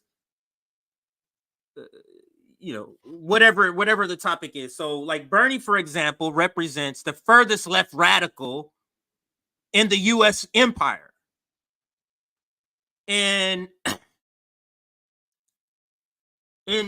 this genocide in Gaza is no different.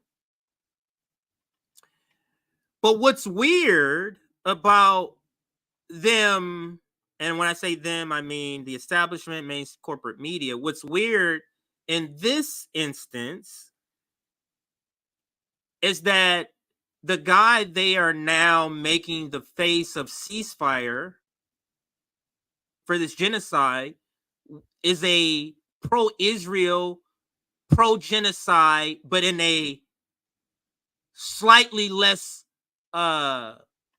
pro-apartheid state Zionist named Bernie Sanders. And let's listen to this Bernie Sanders, because there's many different Bernie Sanders. Let's listen to this version. I want to just clarify one thing, Senator, if I might. You support a humanitarian pause in Gaza. Some of your fellow progressives say that there should be a full-on ceasefire, which would require an agreement on both sides to halt the fighting. Do you support a ceasefire? And if not, why not?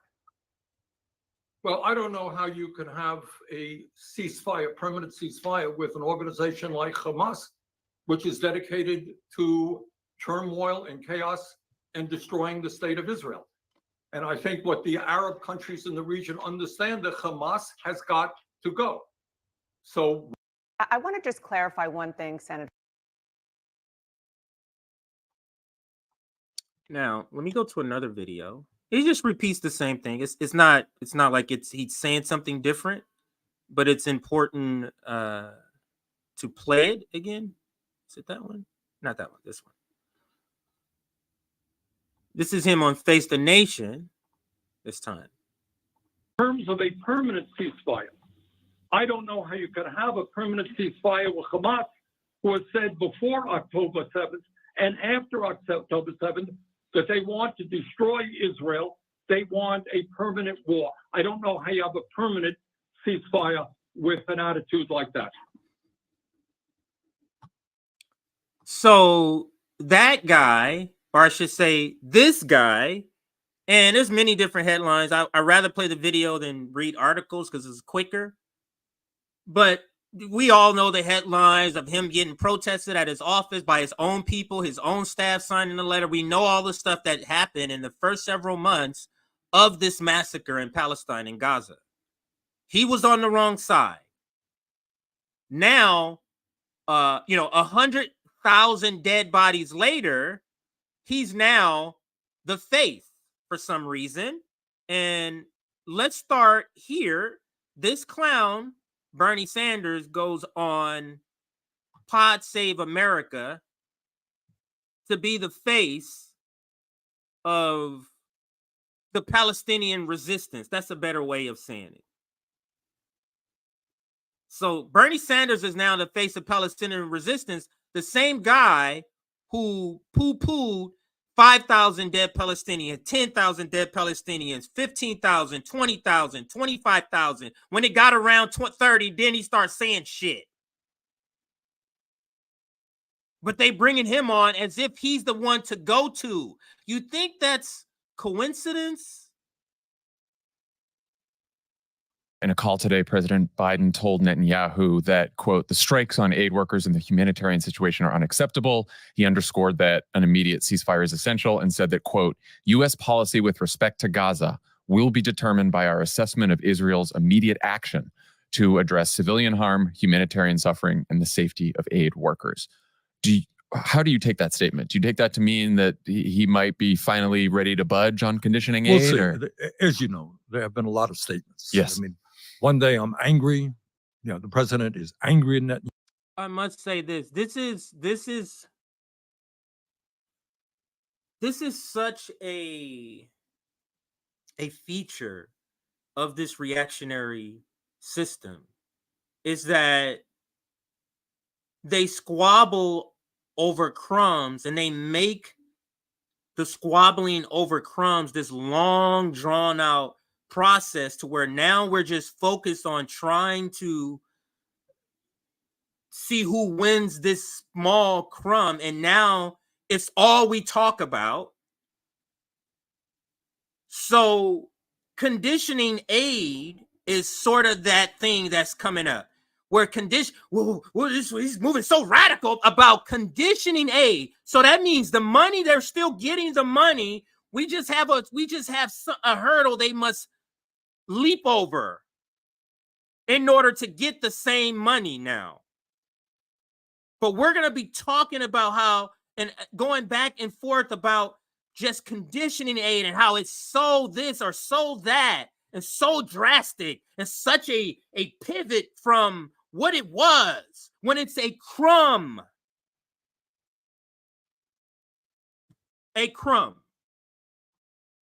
So let's listen to the sellout, the cuck, Bernie Sanders. He might be finally ready to budge on conditioning We'll aid? see. Or?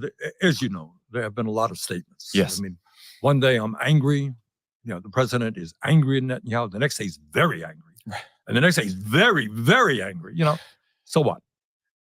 At the same time, there is support for more military aid. We're talking about $10 billion in a supplemental bill that I voted against.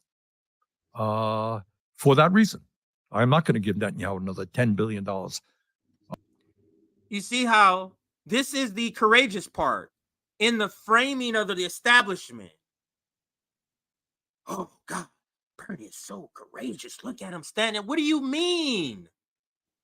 He already gave him enough money to commit a genocide. And because he's saying the current genocide where we're at 100,000 dead Palestinians, I don't want to give you more to kill another 100,000? So now he's the face of Palestinian resistance? The fuck out of here. But this is the establishment. So Bernie is out there. Bernie is the one sacrificing for humanity in their framing. when to us he's just a fucking clown who supports the same thing. But there's a rainbow flag on the bomb instead. In military aid to continue to kill women and children in Gaza. Now, I hope, the president is not stupid. And I know the president, and he is at his heart a very decent human being. I know he's hurting from what's going on. Now, why they have continued this policy, if you ask me that question, I cannot give you an answer. I have some speculation, I have some guesses, but I wouldn't even say it publicly. I don't know why. But I would hope that the president understands that from a moral perspective and from a political perspective, because that young Palestinian in Michigan is not the only person. The polls are very clear. A majority of the American people, I think the last poll I saw was like 52%, think the United States should stop military aid to Israel. And there we go with why you have finally reached this conclusion, Bernie Sanders, that people have been telling you to reach since October and November. Because now this shows how cowardly this fucking piece of shit is. Because now that everybody's here, and this is so classically a social democrat, so classically what these AOCs and these AOC did the same thing. She was protested against because she wasn't seeing a genocide, and it was so much pressure. And she saw the polls. Oh, the vast majority of Democrats want it now. All right, now I can say it. That's the same thing for Bernie Sanders. These people are pretty despicable. That's why I say, why are we trying to save them with the squad? For what? So we can be gaslit?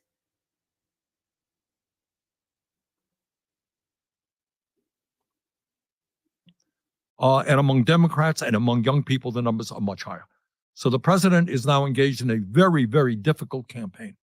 So from a moral perspective and from a political perspective, I hope very much that what he's saying today really does indicate a change of policy. But we will know. You cannot continue to talk about your worries about humanitarian situation in Gaza and then give Netanyahu another $10 billion or more bombs. Ain't that something? That's the same exact thing we said months ago, Bernie Sanders. And you told people to get the fuck out of here and call the police on them. Call security, I should say.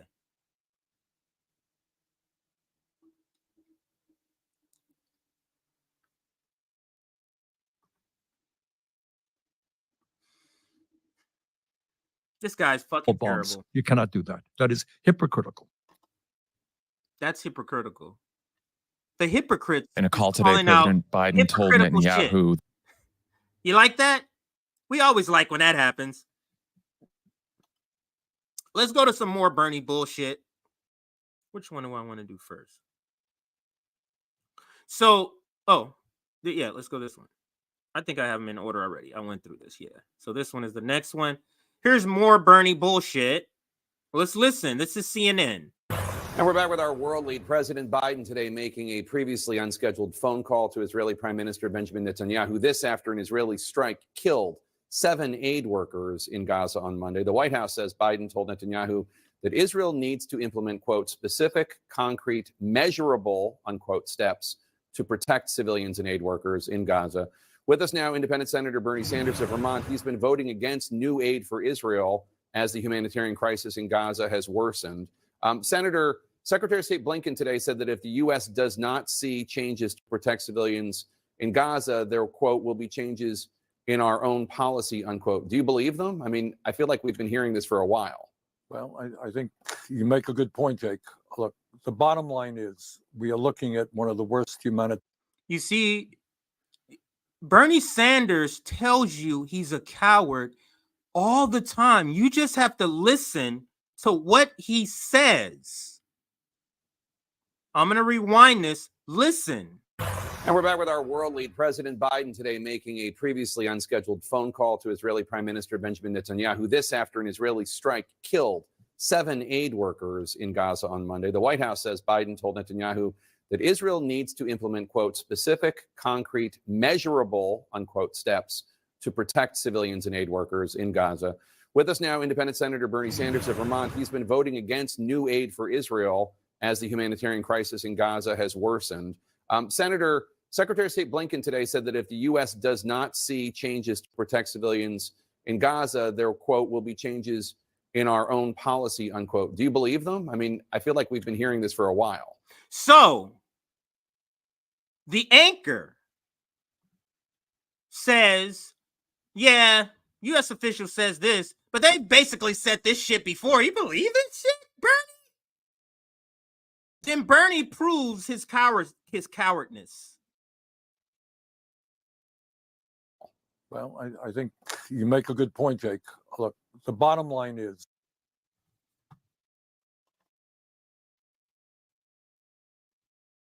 yeah, make a good point. Yeah.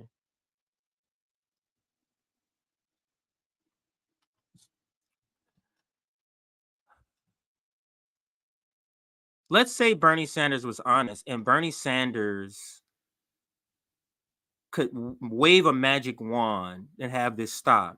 Do you understand that Bernie Sanders would have stopped this at about 40,000 dead people?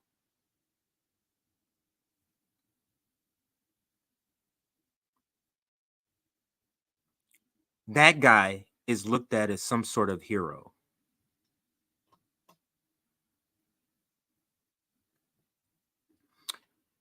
And the reason the establishment and their PR arm of the establishment, known as mainstream cable news,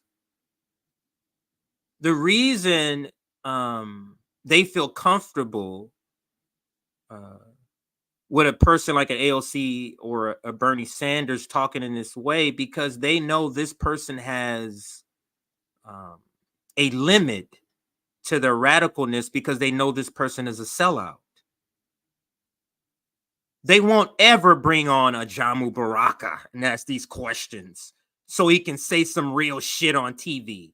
They bring on sellouts who know how to speak the rhetoric when it's time.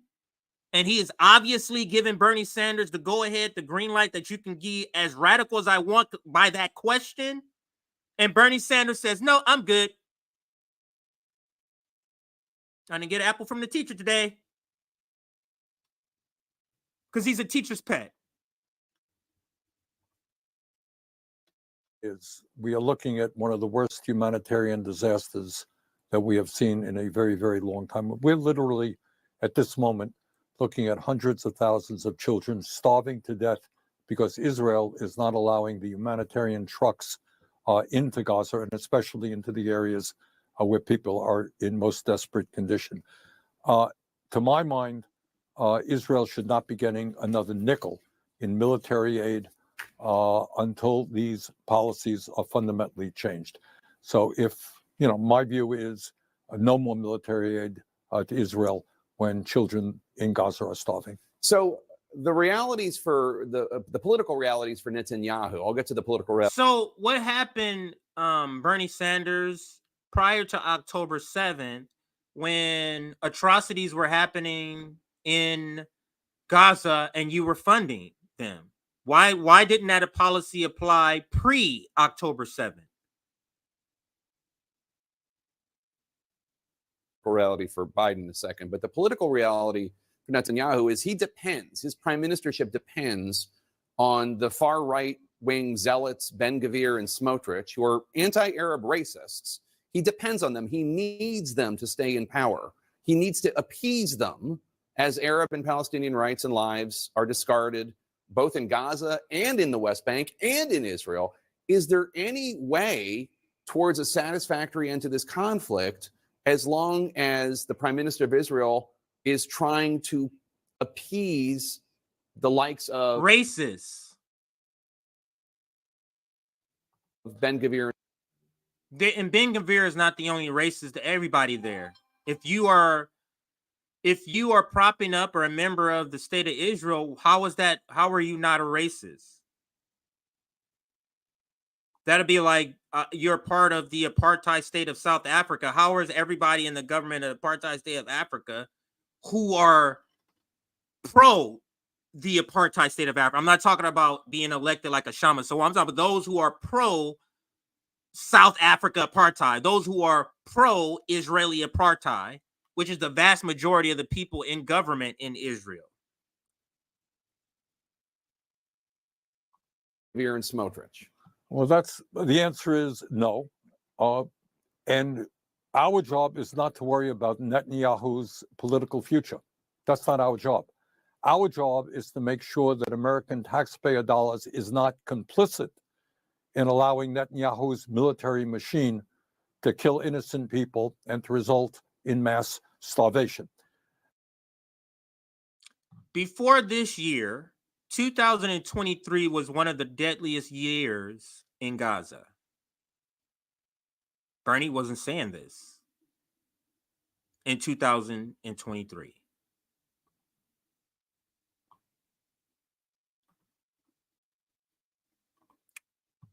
And I think what the people of Israel must understand, and I am pro-Israel, I support Israel, but they cannot continue to wage this immoral war against innocent people and expect taxpayers of the United States to support them. That has got to end.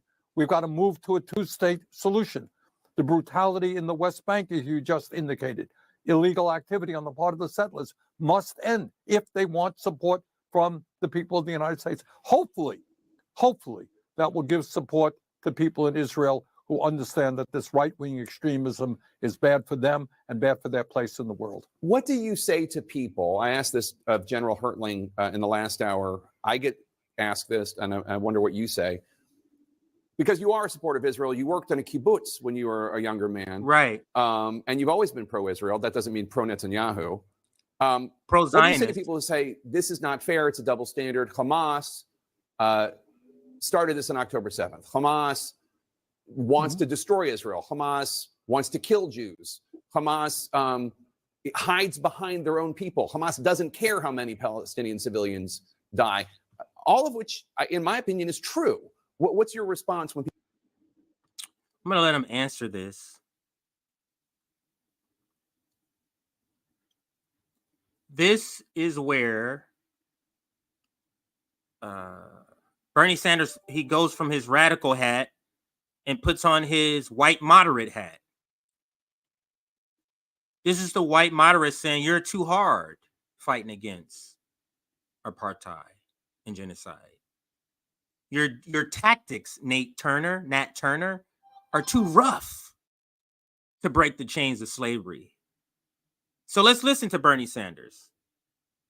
When people say that, I would agree with you. Look, Hamas is a terrible, terrible terrorist organization that started this war.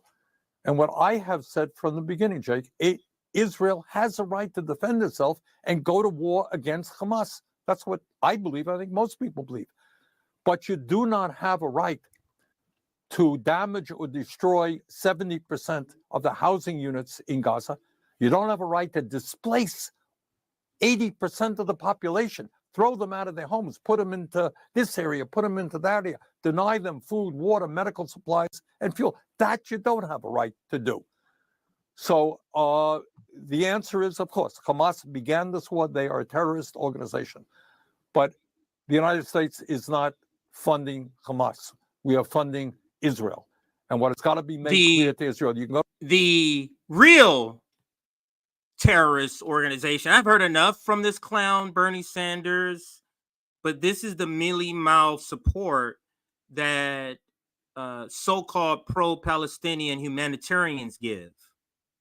This mealy-mouthed support, where the people who are trying to break the chains of genocide and apartheid, you condemn for their tactics as you supply the weapons to the people who are committing the atrocities against those people.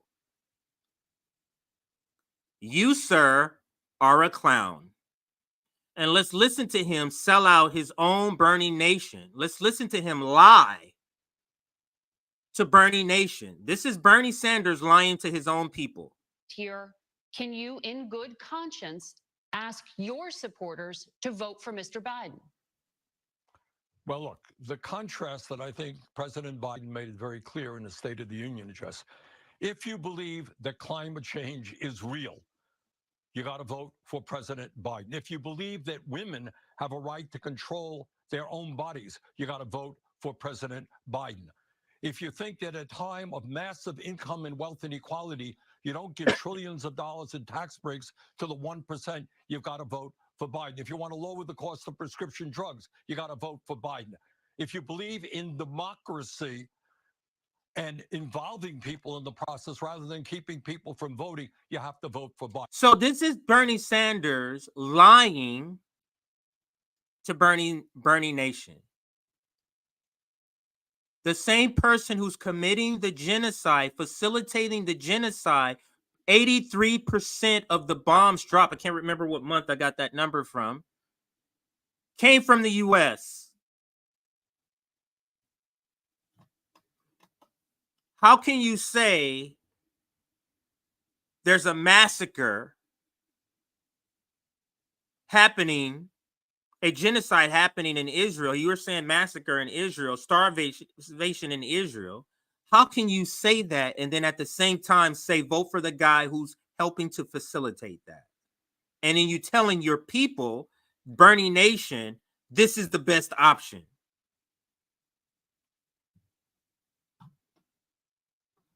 Bernie is disgusting.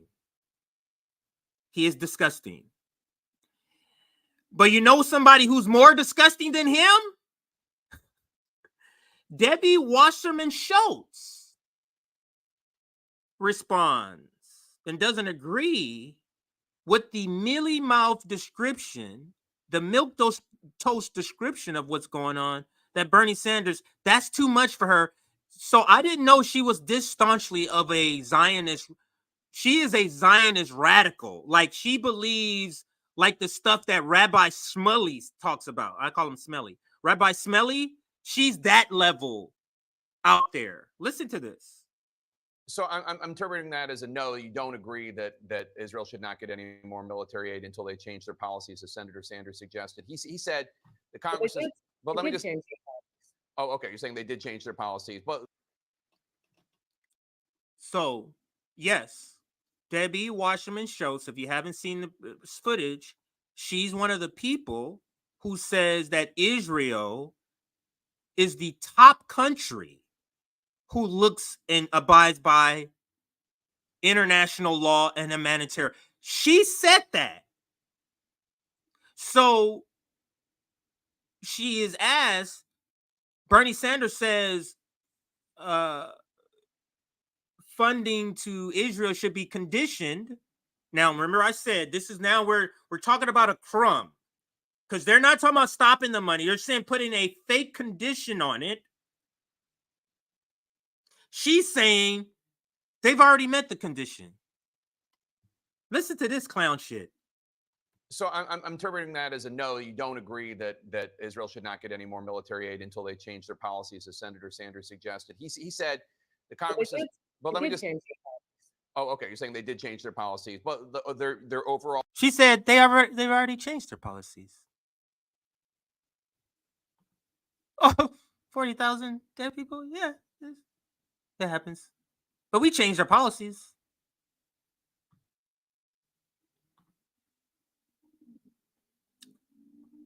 Overall policies in Gaza, they've changed that. Well, when President Biden spoke with Prime Minister Netanyahu, after that very difficult conversation, Israel opened up the Erez crossing and ensured another access point, is stepping up humanitarian aid to make sure that more gets in, had that investigation and had there be accountability and consequences as a result. And that's what needs to happen. More aid gets in. That's what we as a delegation communicated with the Prime Minister last week. But she's talking about 350 trucks when thousands are needed. So again, the feature of this system is that they deal in crumbs. That's what all of these conversations are about as far as politics. They have an entrenched view, the empire, and then they talk about crumbs. The crumbs is the changes, but they're literally hair thin, hairline thin, like a hairline fracture in your arm. These are crumbs of crumbs that we are debating, that they're saying is this and that. This is literally what she's bringing up. They're opening up crossing, getting more humanitarian aid in. Somebody paid for the killing of the humanitarian aid workers. You mean that bullshit firing of somebody?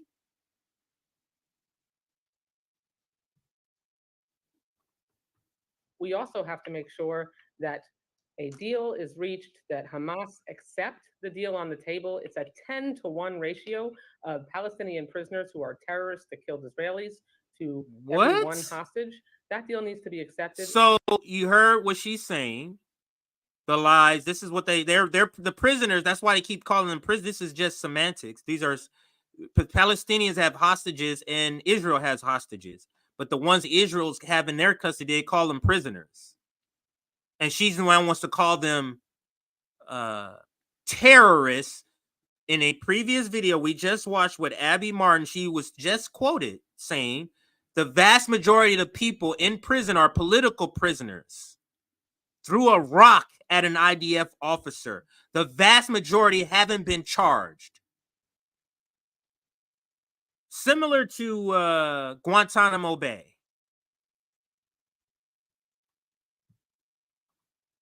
So that there can be a ceasefire for 6 weeks and ensure that we can get the hostages out, get humanitarian aid in. The ball is in Hamas's court right now. So Bernie Sanders is Millie Mouth and Milquetoast, and then Debbie Wasserman Schultz is to the right of that.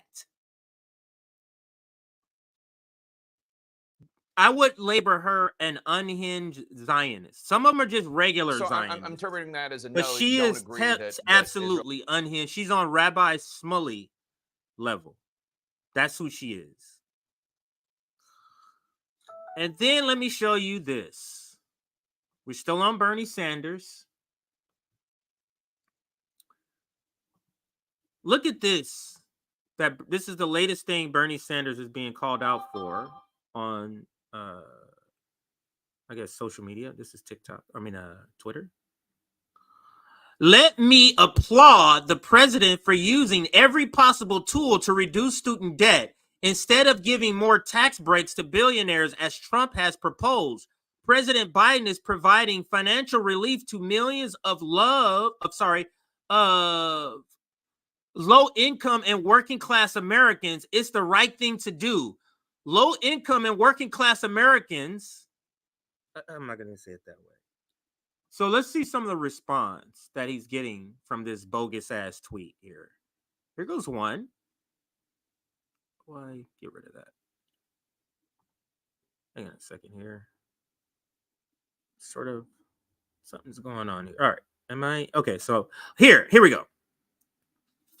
Bernie is so terrified of becoming a Nader, that is Ralph Nader, that he has become a Joe Biden. Miscalculations of the century, and that's if I'm being nice. Then we have Pat, just Pat. Pat the socialist. Jesus, Bernie sucks. And that's enough. But the point being is that there's something like 1.7 trillion with the T of student loan debt. Biden is canceling millions, and they want us to give him a pat on the back. That's how they want you to come out, or this is the reason why they want you. This is a bait to try to get young people back into the Democratic coalition and get them back to the polls. If you're watching this, if you're in earshot of this, and you are thinking of supporting Biden because of any student loan forgiveness, understand that is payment for 2020. So anything they forgive was for your support in 2020, is not at all for your support in 2024. So accept the loan forgiveness and don't vote for Genocide Joe. Simple as that. Don't follow what Bernie the Cuck is saying. Let's get to this next topic, which is Cenk. Cenk loves Jon Stewart so much that he thinks Jon Stewart should run for office. Do I have a thing for this? I don't. What was my next topic then? Oh, memory lane. We can do this quick one here. Cenk Uygur.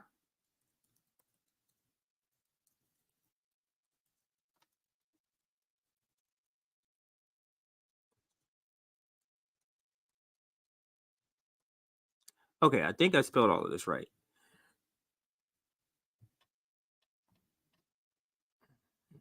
All right, so let's get to this. This is a quicker topic here, and I'm sure some of you have already seen this video. But Cenk Uygur wants Jon Stewart to run as a third-party candidate.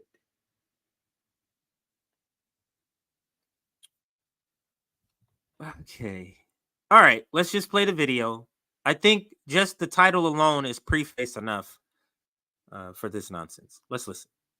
All we have is awful choices. So I'll end on not a hopeful thing because it's not going to happen. Awful but I'll tell you who, if they ran, I know they don't believe it. I know I can't get it through his thick head that this is true. But if Jon Stewart ran right now as a third-party candidate, he would win. He would flat out win. Because that's a guy who's honest. His positions are almost identical to the American people's positions. He's against corruption. He's a decent human being and he's smart. Oh my God, and he's funny. He's entertaining. People love people that are entertaining. Jon Stewart would win as a third-party candidate. For God's sake, John, God damn it, do something. Don't leave us with these horrible options. My God, that'd be amazing. And look, I obviously don't agree with Jon Stewart on everything, but I mean, if you look at the field right now and the possibility of Jon Stewart being an option, I mean, where's the question? There is no question. He would totally get my support, hands down.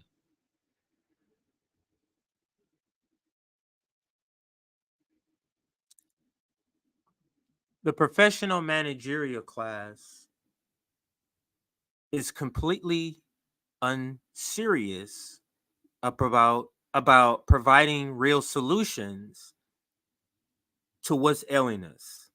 They are completely unserious. Only in a world where you worship celebrities would clown shit like this would even be suggested. So let's listen to, after listening to that nonsense. All we have is awful. And I'm going to come back to this, but let's listen to this. Here is Jon Stewart right here. Prime Minister Benjamin Netanyahu finally laid out his plan for peace. Benjamin Netanyahu is calling for complete demilitarization of Gaza, as well as Israel taking over security and controlling entry and exit points to Gaza. So your peace plan is a siege, a military siege. You really think a military solution ends this cycle? Look, the Israeli position doesn't seem so tenable. Perhaps I can find some diplomatic leeway in the Hamas position. Israel is a country that has no place on our land. We must remove that country. Does that mean the annihilation of Israel? Yes, of course. I cannot find diplomatic leeway in the Hamas position.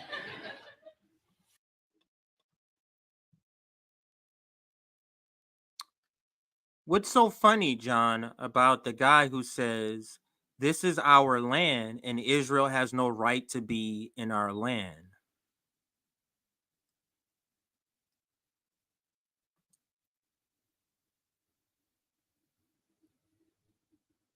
So, Cenk Uygur And the people that listen to him and really just the professional managerial class and the Bernie Sanders industrial complex, they're fine with another leader who's not good on Palestine. So they're fine with just going from one Zionist to the other.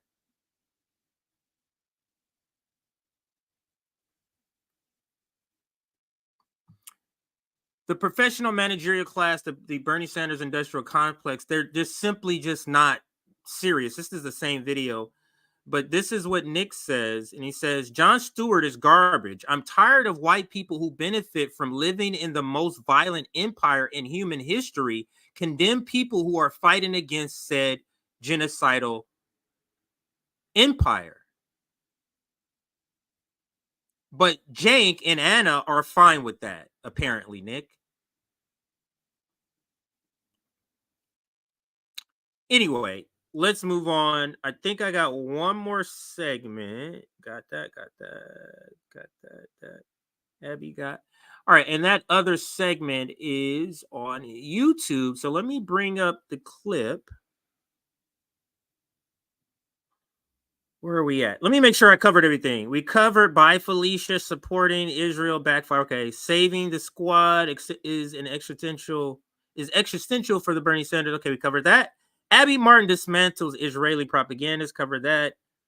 Clown shit of the week.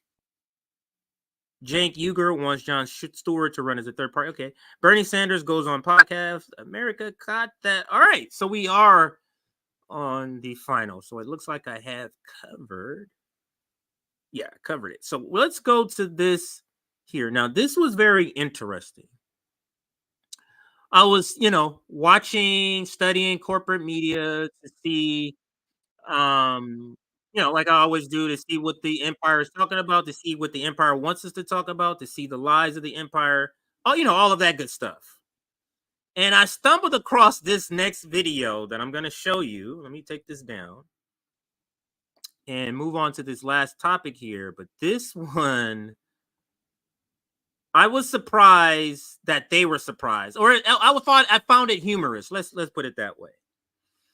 And where is it at? Because this segment is saying, you know how Obama was like, this is on the ballot, freedom is on the ballot, democracy is on the ballot. This segment is saying memory is on the ballot. And it's because the polls are indicating that people view the Trump presidency as a better time in their lives than the Biden presidency. And it's coming out in poll after poll. It's coming out that people believe that Trump can do better on the economy and a bunch of other things, do better on a bunch of other things. I don't want to go list each one. And it came across this, and it's an article. I have the article right here. There's an article that we're going to be covering that is a sister to this. Where is it? Donald Trump's amnesia advantage. He has an advantage in the polls because people have forgotten about his presidency. That's what this article is about. And this segment I want to play brings on the writer of the article to talk about it. Listen to some of the stuff they said. This is more like funny, ha ha ha. This is not going to be deep analysis. This is just a surface level analysis of how shocked the establishment is about the poll numbers they're seeing. And Susan, your latest speech for the New Yorker is titled Donald Trump's Amnesia Advantage Gets at What You Were Just Talking About. Susan writes in part, the American presidency is the ultimate easy target, whether high gas prices due to the Russian invasion of Ukraine or post-pandemic inflation at the grocery store. Biden absorbed the outrage, while the mitigating steps taken by his administration have not redounded to his credit. Susan continues, the incumbency bind is a real problem for Biden in 2024. So too is the political amnesia powering the increasingly absurd arguments from Trump and his enablers about how he'd better handle everything from Israel and Ukraine to the border. Forgetting Trump's own memory lapses and those of the broader electorate is one of the former president's political superpowers. You could add to that list, and I know you write about this too, Susan, January 6th, the rewriting of history around that, what he did around the 2020 election. Donald Trump, still sort of like he did in 2016, wants to be the white knight riding in to save a country in decline, forgetting the fact that he was right there in the middle of it for 4 years, adding to it. Yeah, I'm pretty blown away. When you look at some of these numbers, it is just extraordinary. It's as if the country, a large part of the country has lost its collective mind, really. I mean. So what we've been seeing, it's a lot of activity going on, is because of these numbers. The numbers in the polls are not changing. And just earlier this week, or was it earlier last week, late last week, another poll came out from the Wall Street Journal.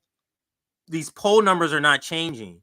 The swing states, he's still underwater. And all 6 out of the 7 swing states, one of the swing states he's tied in.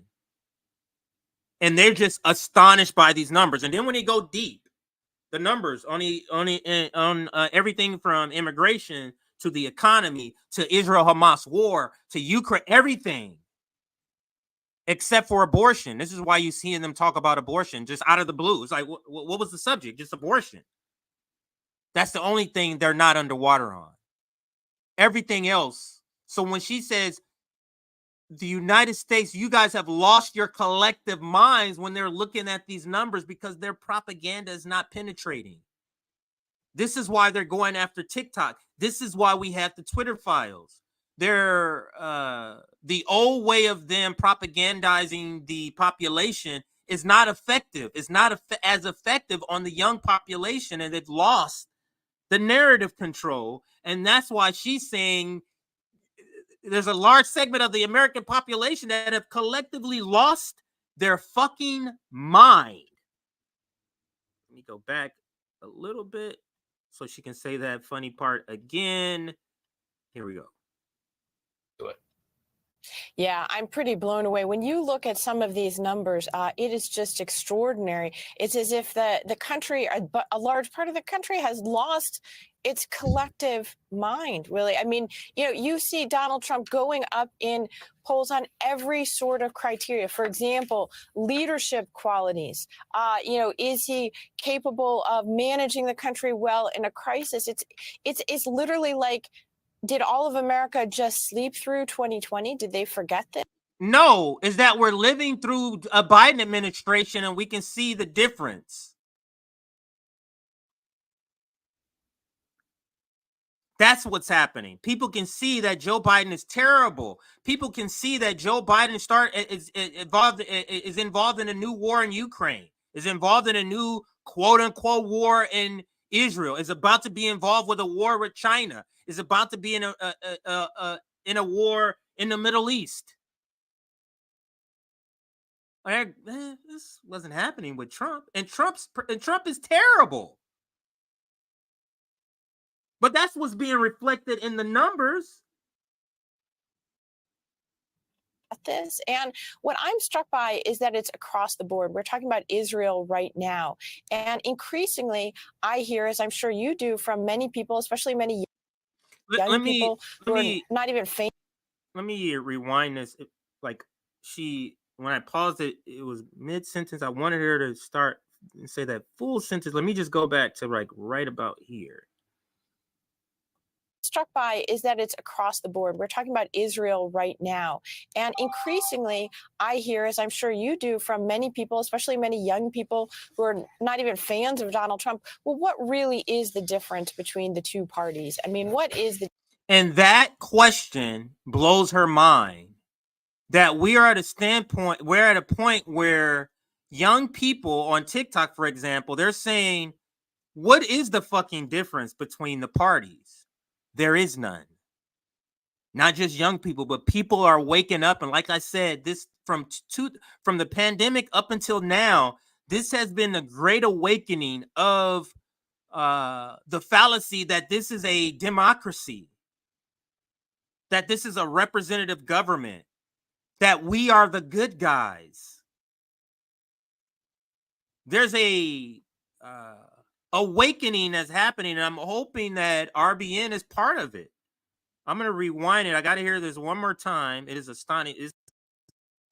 is astonishing. This is the reaction of the establishment when they say, what is the difference between the tardies? Because to them, it's like all the years of work I've done and to make sure you understand that, or for you to believe in the mirage that there's a Grand Canyon difference for us to be here means all that work for what?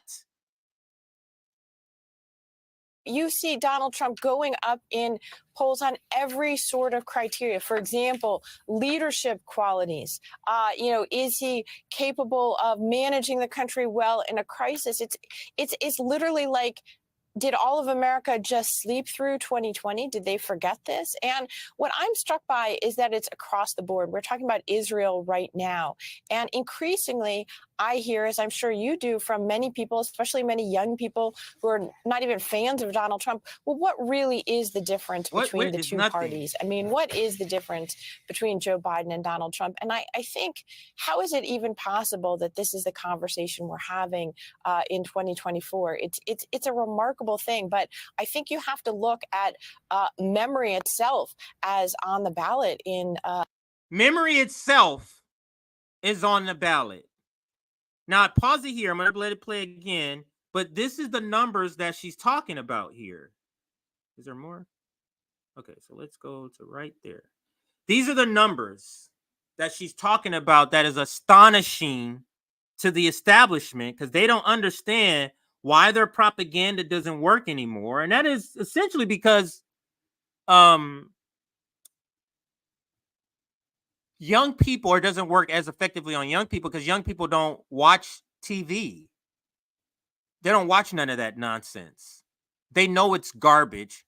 And the format, people don't wait for time. I got to wait till 4 to watch this. No, young people on demand. When I want to watch it, I'm going to go watch it. So, and TV doesn't provide that. That's why it's very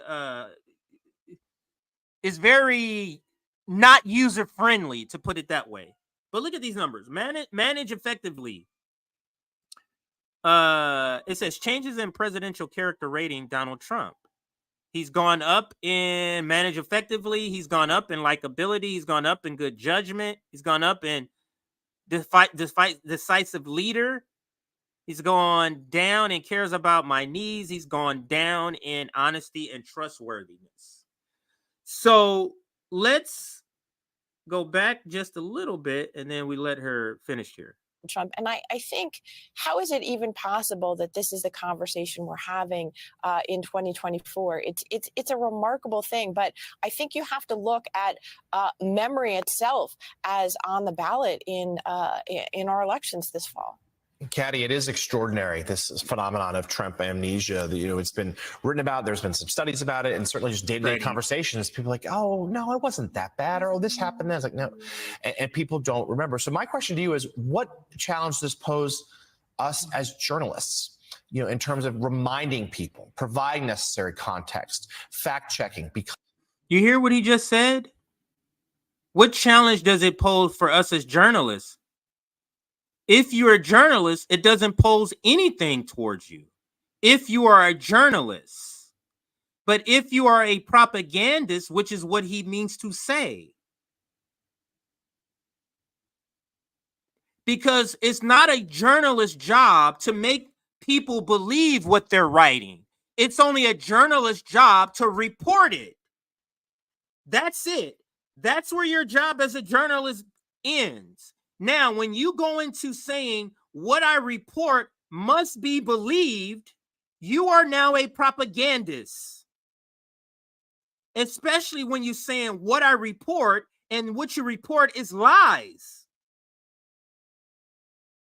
So what he's asking, but he's using the words journalist, what he's asking is, what do we do as propagandists to combat this? People not falling in line with the establishment narrative. Yeah, we're getting rid of TikTok, but young people still aren't watching TV. Let's listen to the rest of the conversation.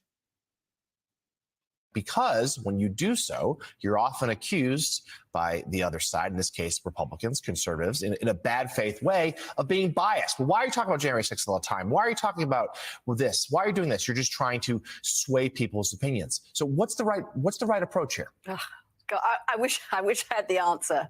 I mean, I really do, because I think Donald Trump has always been one of the most tricky politicians, if we call him that, figures to cover. Right from 2015, when he came down the escalator and he got a huge amount of attention, a huge amount of free airtime, partly because he was new, he was newsworthy, right? He was a different kind of politician. He was someone running for the presidency who had never been elected before, who said extraordinary things that were right outside of the political mainstream. And then I think after he left office, part of the reason for the amnesia was that we'd gone through 4 years of government by chaos. I mean, that was the way Trump operated. It was, for all of us journalists who covered it every day, it was sort of exhausting. And I think for the country, there was that as well. I mean, poll after poll showed us that people were exhausted by the Trump presidency. Even people who were big supporters of Donald Trump found it very tiring and found the level of exhaustion high. So perhaps that's why people wanted to forget. We just, we didn't want to go back to thinking about all that tiredness and the stress of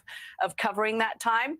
And I think today we're facing, look, MSNBC and NBC have just gone through this own version of this questioning with the hiring and then the firing of Ronna McDaniel. How do we give voice to the dissatisfaction that people who support Donald Trump feel in a legitimate, respectful way, whilst also calling out lies around something like an election that was not stolen and people who went to prison after January the 6th because they committed crimes. So I think we just have to be clear in our own mind and in every case treat every single incident on its own merits.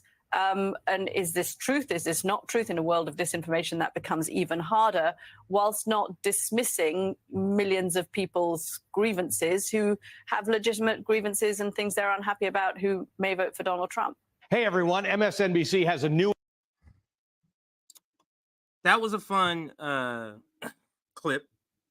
All right, so now I want to go to the last couple of receipts I want to show you. No more video, but let's go to a couple of headlines here. This one. So instead of amnesia, maybe Joe Biden's doing so bad because of this. Democrats fear Netanyahu may have undermined Biden's image among voters. Maybe they're seeing a genocider supporter in action and people don't like it. Maybe that's what's making Donald Trump look appealing to people because he's not the one actively committing a genocide. Maybe. Even though he will be the one actively, if he's elected, doing the same thing. So let me read a snippet from here. When the Israeli-Hamas war broke out 6 months ago, it represented the kind of global crisis that President Joe Biden told voters he is uniquely equipped to confront. But as the U.S. struggled to prevent the conflict from spiraling into a humanitarian catastrophe, some of Biden's close advisors and allies began worrying that rather than bolstering his image as an experienced global leader, the president's steadfast support for Israel's offensive risks further complicating his argument that the election is a choice between his competent moral clarity and former President Donald Trump's chaos. That's out the window because you can't call out Donald Trump's immorality while you're supporting a genocide. You see how that disarms your argument that you are the moral one when you are supporting a genocide. So maybe it's not amnesia. Maybe it's the support of genocide, Joe Biden. Biden's defenders also note that Trump has given voters a real-time glimpse of how he would handle such a crisis. criticizing Netanyahu and calling the militant group Hezbollah very smart just days after October 7th attack. Do you want me to vote for Donald Trump? Because Hezbollah is pretty based. So what are you talking about? And Hezbollah will be, and Hezbollah is the military arm of Lebanon. Hezbollah will be at the front lines of the Palestinian resistance, armed Palestinian resistance. Those episodes, on top of an extensive first-term record of erratic foreign policy decision-making, have given voters a clear sense of which candidate is more prepared to navigate complex crises, they argue. Still, there is a persistent worry in Democratic circles that the veracity. Sorry, hang on a second here. I'm sorry. Visceral images. My eyes are kind of blurry. Visceral images emerging from Gaza each day are denting enthusiasm among Biden voters. Most visibly, the worsening humanitarian situation has angered an important part of the Biden base, young voters, Arab and Muslim Americans, and progressives. Outraged by the U.S. inability to stop the unfolding horror, Biden now faces protests nearly everywhere he travels, as well as concerns that a Democratic convention this summer will be consumed by voter anger in the streets.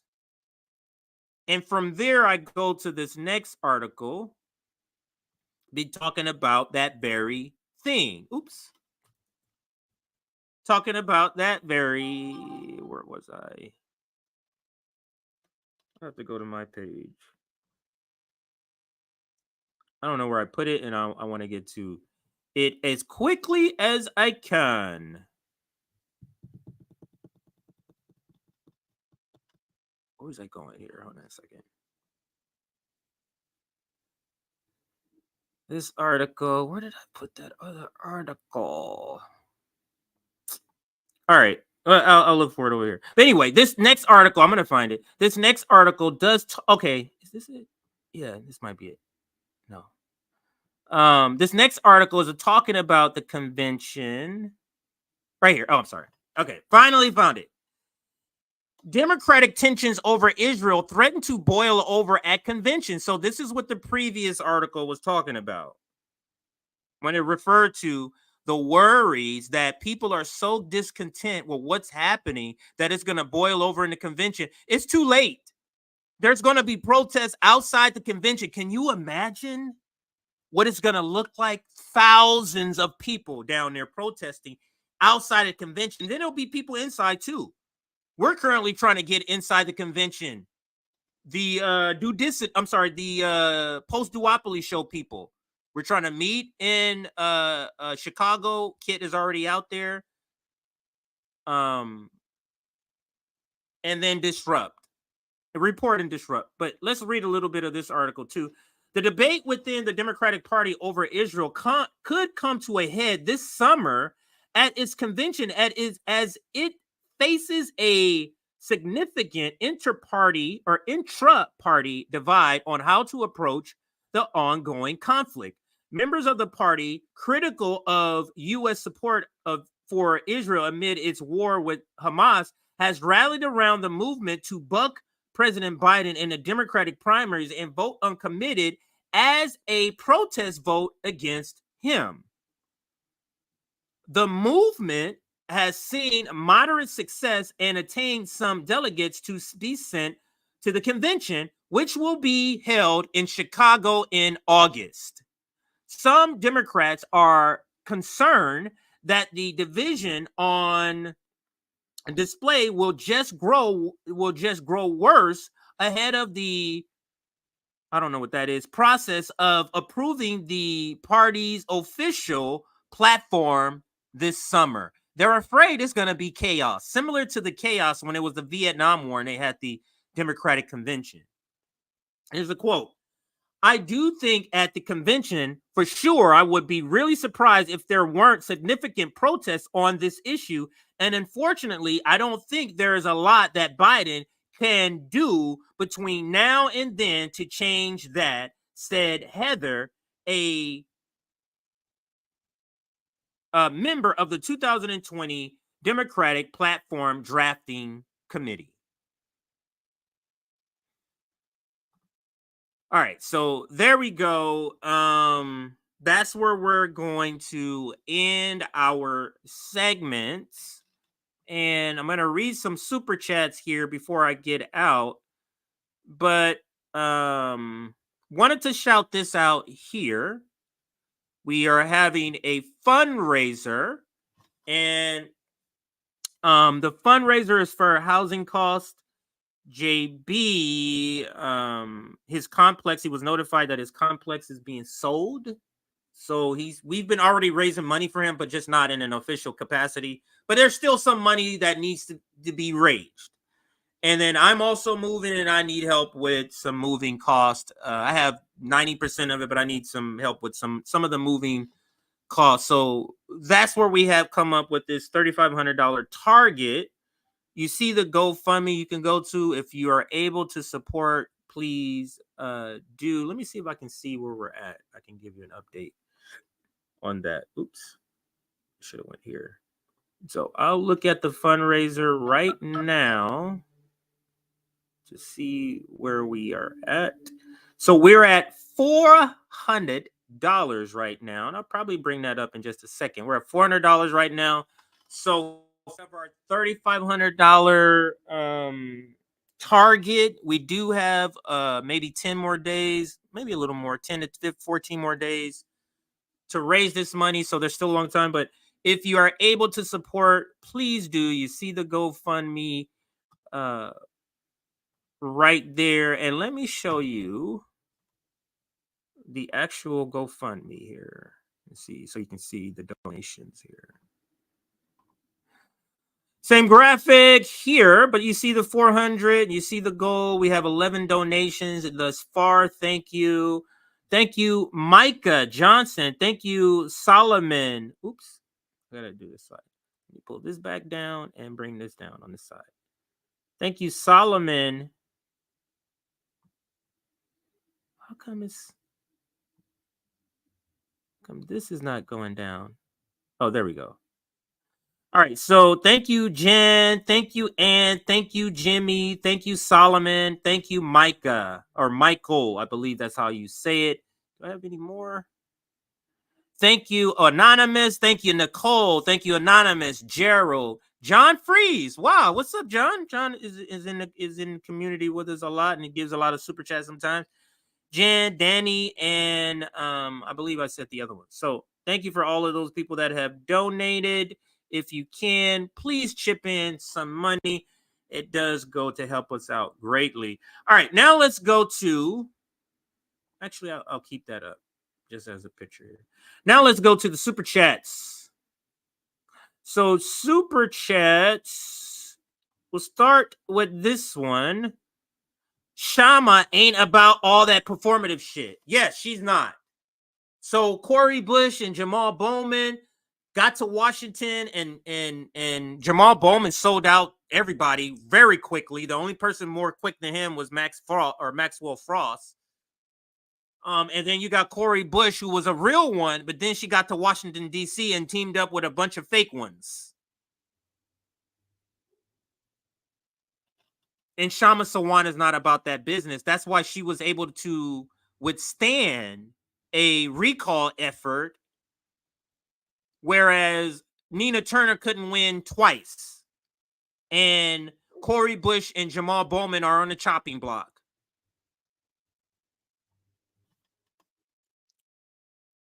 He gave away the game when he said, quote, "We, the Jedis," end quote, the Jedis worked for the fascist government before the emperor came to power and executed them. Giving you some Star Wars history. Oh, I should have said thank you. All right, thank you, Name That Taco, and thank you, Egg64, for both of your super chats. And thank you, Comrade Beer. That's a good name. Last one, member for 1 month. Welcome aboard. Thank you for being a member. Let's go ahead and close here. I do got to get out of here. Pick up me daughter. But thank you for watching. Get us to 800. What do they call it? 800 likes on YouTube. If you're on Twitter, make sure if you're watching, there's several hundred people watching on Twitter, but you guys rarely hit that like button on the actual video. So hit that like button. Let us know you are there. And where am I going? Oh, I'm going here. So I'll put this up as a outro to get out of here. Again, if you're able to contribute, please do. Thank you from JB and I. If you're able to contribute, and I am out of here. Thank you for watching. Hit that like button on your way out.